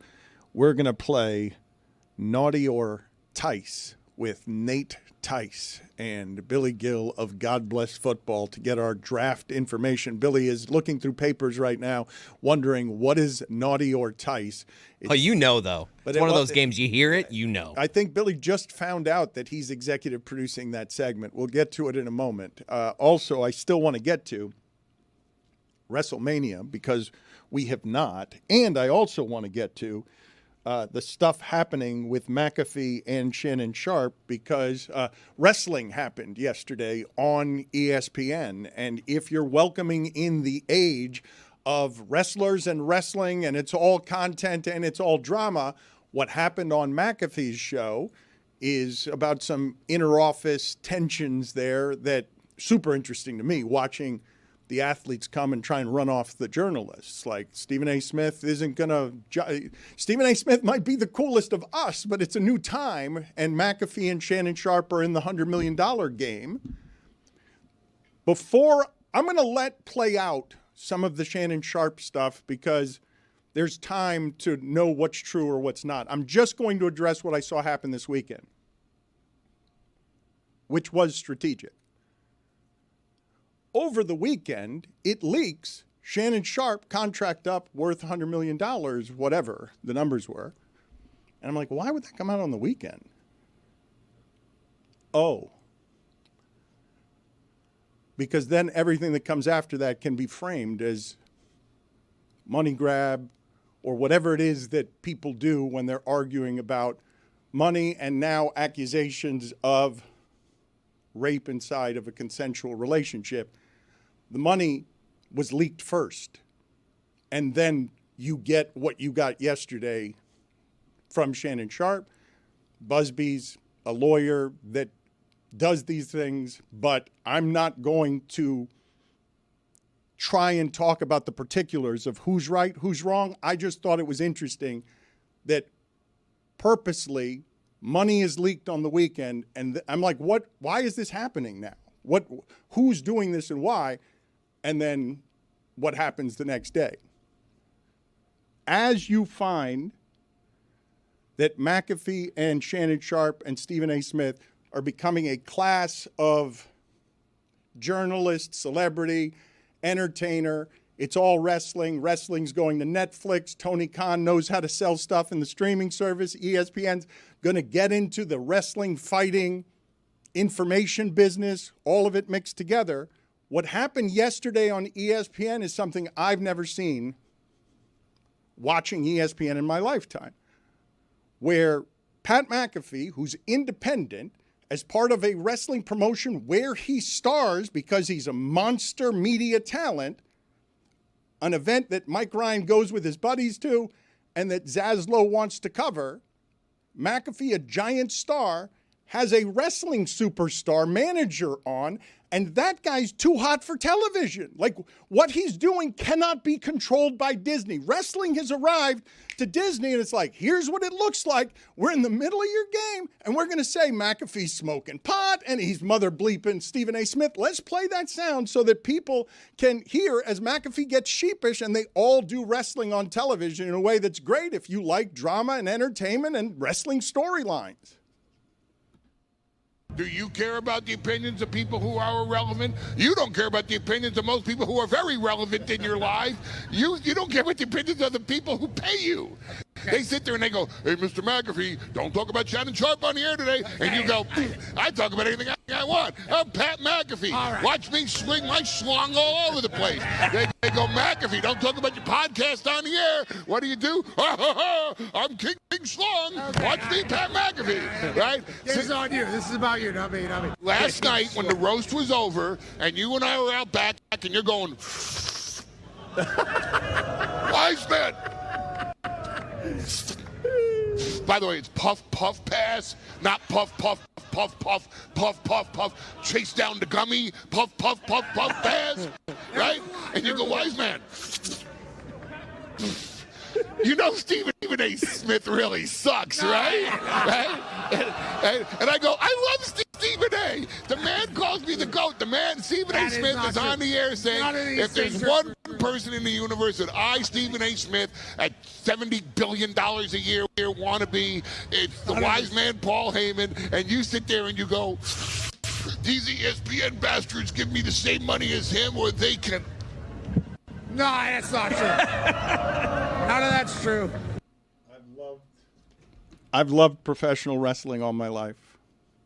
I mean, that's not even like the clip that went super viral for Paul Heyman there, where he's saying, you look like you're about to get deported to one of the people. And he's just going like, he's trying to get a new heel persona. He's always kind of been heel adjacent, but he's launching a more aggressive heel character, and he's using the Pat McAfee show to do it by doing things that are considered third-railed. Did a good enough job in protecting Pat being like the traffic cop, like, no, you can't do that. And so maybe he hears about it, maybe he doesn't, but WWE and Pat McAfee and ESPN clearly have a very good, strong relationship. They find this mutually beneficial. WWE produced an incredible event that Pat had at the Penguins Arena that was all entirely a WWE production that went on Hulu or that ESPN used. So I think that's actually pro wrestling happening on a television show. I'm not reading too much into it, even though it gets people's attention. That's the most pro wrestling I think that's ever been on ESPN television. And it's not a coincidence that it comes from that guy, because that guy, Paul Heyman, is so embedded in this is the gimmick, and if a camera's on or if we're recording something, then I am in the gimmick. And that was what we saw. It's leading up to what he wanted to take place and ended up taking place last night, and this is a very bitter man, and he's angry, and he brought that on television there, and he's old school pro wrestling where, it doesn't matter that I'm on your stage. This is me. This is my character. Okay, but when you guys talk about old school pro wrestling, I don't know how the rest of the room feels. I have not asked Billy, Jessica, Chris, or Roy how they feel about the grown man allegiances that Zaz and Mike Ryan have to the entertainment spectacle that is WrestleMania and professional wrestling. I love it. I mean, I see what you're trying to do there. We're not the guys that fell for pro wrestling. You are. Like, you all thought that Paul Heyman was doing something like super dangerous that was very controversial because he just invoked some names. Like, that was pro wrestling. He brought up the lawsuit. Yeah, that's pro wrestling. It's pro wrestling, and he got heat, and he got his bit over. Yep. He's one of the greatest minds in the history of pro wrestling in terms of getting things over. So you think ESPN suits were watching that and being like, awesome? I'm sure there's a suit. I'm sure that maybe it was at least communicated even before or after, but this is a work. Don't work yourself into You know what a work is? You know what that means? I do, yes. Okay. And I would say that Mike Ryan is applying some expertise here that when egos get involved, Mike, like I understand that you might cite it as a work. McAfee would know it's a work.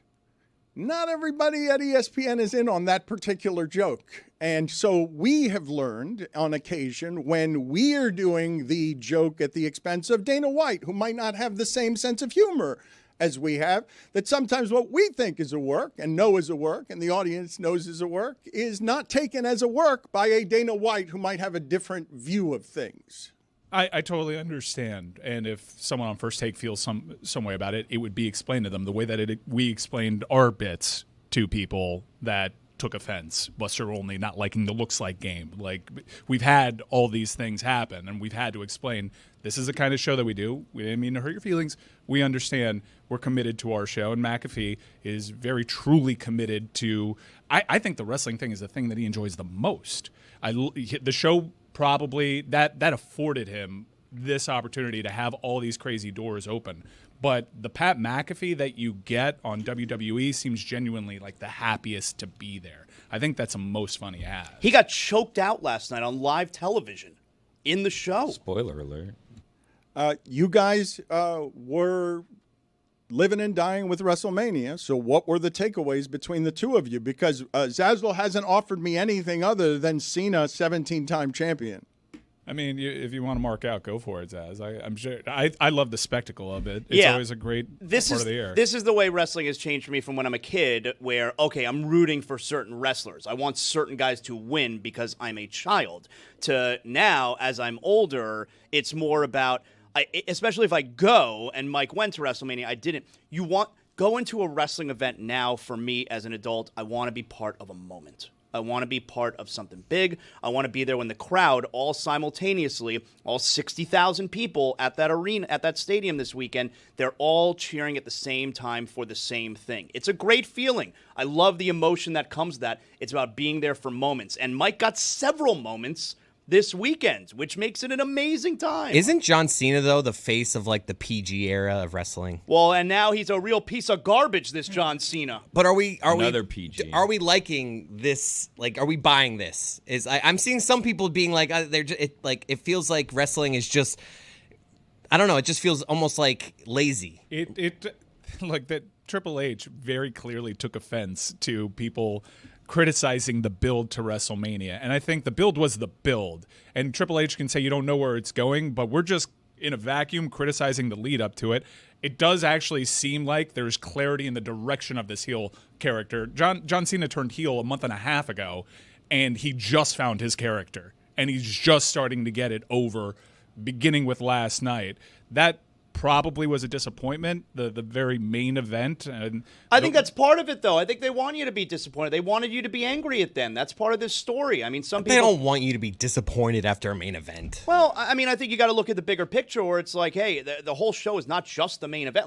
Like Mike, maybe you didn't like the main event. Did you have a great time? Did you think it was a great show? I thought the triple threat match that won. Well, that's what matters. You thought it was a great show. You had a great time. Oh, yeah. No, it's a spectacle every time. I enjoy it. And I actually spoke to a friend of the show that is working on a project exploring different types of sports fandom. And he took into account this WrestleMania event for the first time, not knowing anything about it. And it was really cool to kind of be texting with that person as they were experiencing it, kind of being swept away by the spectacle. It's nice that you tried to protect your source, but somebody revealed that source on yesterday's show, and I was learning of who it is you were at WrestleMania with, at least in part, because that person was trying to learn about what the WrestleMania experience is, because that person doesn't think that what you guys are attached to here is a sane thing that human beings should be emotionally invested in. It's ridiculous. Why would anyone? Why does I just don't understand the part where people have a problem with other people enjoying a show. That's what it boils down to. I get it. But you do? Yeah. I didn't like Big Bang Theory. I thought people that liked it were not my type of people, so I get it. But are you telling people don't watch Big Bang Theory? You shouldn't be watching that? I would. You're an adult? I would. I mean, I'm more chill now that I'm older. There was a time where I'm like, how can this be a good show? How do you like this show? I don't understand it. And then I realized art is subjective, and if people put their heart and soul into it, I shouldn't be criticizing it all that much. But to me, it's no different than being a fan of The Last of Us. But those aren't events, though. Wrestling fans do kind of deserve the ribbing. Such a good shout on that show. He couldn't have picked a better show. It's just a polarizing show. Some people really love it, and you're just like, why? The Last of Us? No. I'm talking about Big Bang Theory. Very polarizing. I thought you were talking about The Last of Us too, which, by the way, season 1 was really scary, so I decided I'm not going to watch season 2, but I am going to lurk. I'm going to be aware of it. It started strong. It's visually fantastic, and it's a great show. Everyone likes the acting. Yes. It's a good show. I just finished that one, by the way. And season 2? Oh, season 3. Oh. I have thoughts. Can we talk about it now? Is the embargo? Spoiler Wednesday? Yeah. It's Wednesday. White Lotus? We can talk about the White Lotus. White Lotus. If you haven't caught up, like, spoiler alert. Like, it's very interesting to see how people, like, view the relationship of Walton Goggins' character a little bit, because there were some people that were really devastated by it. And as someone that kind of was just passively following it, I understand the trauma, but they did a lot of foreshadowing that this wasn't actually going to go anywhere, and it led to demise. Like, so there are people that are really swept up in romanticizing it, and you can kind of tell some people have had trauma in their lives, and I get why they associate it that way, but I didn't think that this was like, it wasn't couples goals to me the way that a lot of people felt like it was. No, the last part, 100% agree with you. Yeah. I was not really sold on the emotional arcs of several of the characters this season, simply because I just don't think the writing was as tight as the first couple seasons. Like, I think there was just not enough to make me really invested. My appraisal toward the end of it was that they copped out, and if he'd gone totally dark with how beautiful, and again, spoiler alert, if they had stayed with the only one who died amid the riches was the kid who was looking up at the Buddhists, like the artistry of all of that visually, if they had ended dark with death, that ending would have been beautiful. But instead, they just wrapped up all the storylines after that, including spa owner waves as if she's on a cruise ship, and they just sort of wrapped it up in a way that wasn't artful. That was my criticism of the end of it. But the journey of it, where that's the death that you get and the plot twist, I understand why everybody was, or so many people were watching that show, and then that the conclusion of it would be unsatisfying because why? Because they wanted different results. They wanted... Would you say it was I don't think it was unsatisfying. I think it kind of delivered in that it gave you a moment to discuss. Yeah. And people can have their opinions as to whether or not it was good or bad, but I think everybody was there for the event. And in terms of like an appointment viewing event, well, the White Lotus finale did kind of deliver on that and giving you talking points. It's a very entertaining show, and I just think that the characters in this season weren't the strongest, especially compared to the first two seasons, which were shorter seasons and shorter episodes and sort of delivered more of a punch. I don't think it's that entertaining. I think it's intriguing. I think it's an intriguing show. But most weeks, I feel like nothing is happening. It's easy to watch, though, because it's a mystery. Can you be intrigued by something but not be entertained by it? Because I think entertainment is intriguing sometimes. Well, yes. Like pro wrestling sometimes. Yes, that is entertaining and intriguing. But if you're intrigued, you must be a little bit entertained to be intrigued. I'm interested. No, because I want to find out the mystery. I want to find out what's going to happen. Doesn't necessarily mean I'm entertained every episode. Some weeks I'm sitting there for 60 minutes like, oh, nothing happened. Where's the entertainment line for you? Like, what crosses and you're like, now I'm entertained? How intrigued do you need to be? That's a good question. How intrigued do you have to be to cross over into entertain? Because Goggins is having a moment to have both of those shows going Sunday nights where he's the critical character. He's been, for all this time with McBride and others, he's been number 2. He's rising to a number 1, especially because on Gemstones, he's using a prosthetic of a 78-year-old penis. That's amazing. Can I get the sound of White Lotus creator Mike White telling his customers, you're not allowed to be a bossy bottom? There was complaining about how there's no plot, and that part I find weird because it never had a like it's never been. It's like part of me is just like, bro, this is the vibe. Like I'm world building, you know what I mean? It's just like if you don't want to go to bed with me, get out of my bed. Like, you know what I mean? I'm edging you. You know, it's like, enjoy the edging. Like, if you don't want to be edged, get out of my bed. Do you know what I mean? It's just like, don't be a bossy bottom or get the fuck out of my bed. Like, don't come home with me. Don't get naked in my bed. Get the fuck out of my bed. All right. I love being edged by you, Mike. Like, obviously, something's going to happen. I'm not going to just we're not I'm not going to leave you here. I'm not going to leave you here with nothing. Seems defensive. Not a great moment for him. I mean, I like him. I used to watch him on Amazing Race and then Survivor, so I'm a big Mike White guy. I'm less interested, honestly, in his art than his reality TV appearances. But I mean, if you say the sentence "I'm world building," you kind of lose me. Triple H had the exact same reaction to people criticizing the build of the WrestleMania main event. I mean, it's like he had 2 good seasons. This one was a bit of a letdown for people. Like, that's fine. You don't have to get so angry about it. And he's gonna get a 4th one. So I actually thought the 2nd and 3rd season were better than the first. Personally, I don't know what the reaction was. Was it a polarizing reaction to both the ending and the entirety of the season? Were there a lot of complaints? Because popular thing growing, which is what this is, over 3 years, whatever it is, the more it grows, the more criticism it's going to get, no matter how good it becomes, until at the end Game of Thrones is falling apart because there's a Starbucks cup in one of the scenes. Well, I mean, people were criticizing White Lotus on episode 3 this season. They were already out on it. They didn't like it from the beginning, and they were just kind of waiting for it to end to find what to complain about. On Mystery Crate, we were saying how the finale was a legacy episode for Mike White. Mm-hmm. Big episode for him. And what was the conclusion? Inconclusive. Yeah, I think he can reel me back in with season 4. If season 4 is good, I'll be back in. I think the common criticism, Dan, was that the finale was unearned. It was just not. A lot of it was a little, predictable. I found it predictable, and that is a bummer because I think the first couple seasons, the way the characters die in the first 2 seasons are totally absurdist and unpredictable, and the way the characters died in this season was in a sad shootout at a resort. Well, some of the stuff was rushed. Spoiler alert. He shoots his dad, and his dad went and yelled at him, and then the wife was like, "That was your dad," and it's Should have told him. We did this in Star Wars like 40 years ago. Like, it was that part. Yeah, it was just a little. But we knew that he was going to be the dad. We knew, but right? that's what the From, big like, reveal was. I did not. That was a surprise to me. Really? What?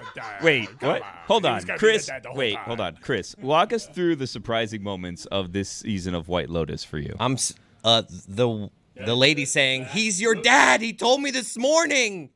That part. Well, what did you think? Who did you think his dad was? I thought his dad had died. I thought that guy had killed his dad. So did Goggins. I mean, that's how it was set up the entire story. All right. I need to stop everyone. Just please, and forgive me for doing this, just because I have to stop Jessica for a moment.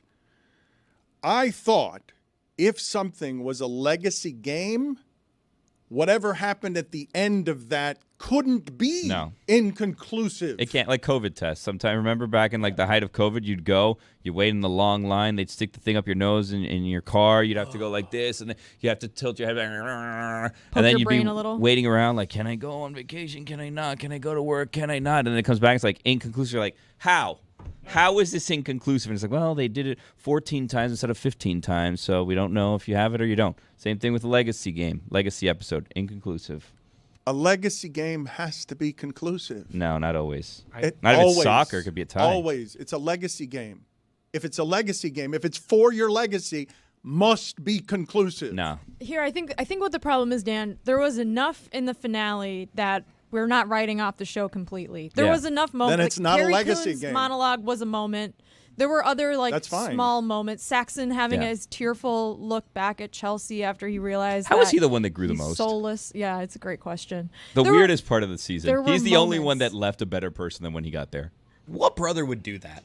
Yeah, that was a weirder part. Which part? I think his legacy moment was. Did you guys something call you that haven't part mentioned. too? You guys saw that part coming? Very predictable. I mean, yeah, there was like a ton of foreshadowing that something weird was going to happen. First episode, you're like, scene of the okay. first Yeah, episode, a ton of foreshadowing. Not that, though. Not that much. Not that much. Mike White gave us enough. Yeah, that I'll watch season 4. We're willing to suspend the legacy conversation until season 4 ends. Then it's not a legacy But season 4 is definitely a legacy season. It's got to be good. It's got to be good. Big bounce back season we need. Yeah, I don't understand how you're doing legacy. this. It's legacy not, episode. If it's a legacy thing, it ends. It's inconclusive. No, it can't. Sometimes. No. Have you ever had a medical exam? They're inconclusive all the time. It's not a legacy medical exam. It's Well, just I mean, a medical depends exam. on what they're testing for. You guys seen that Kanye tweet?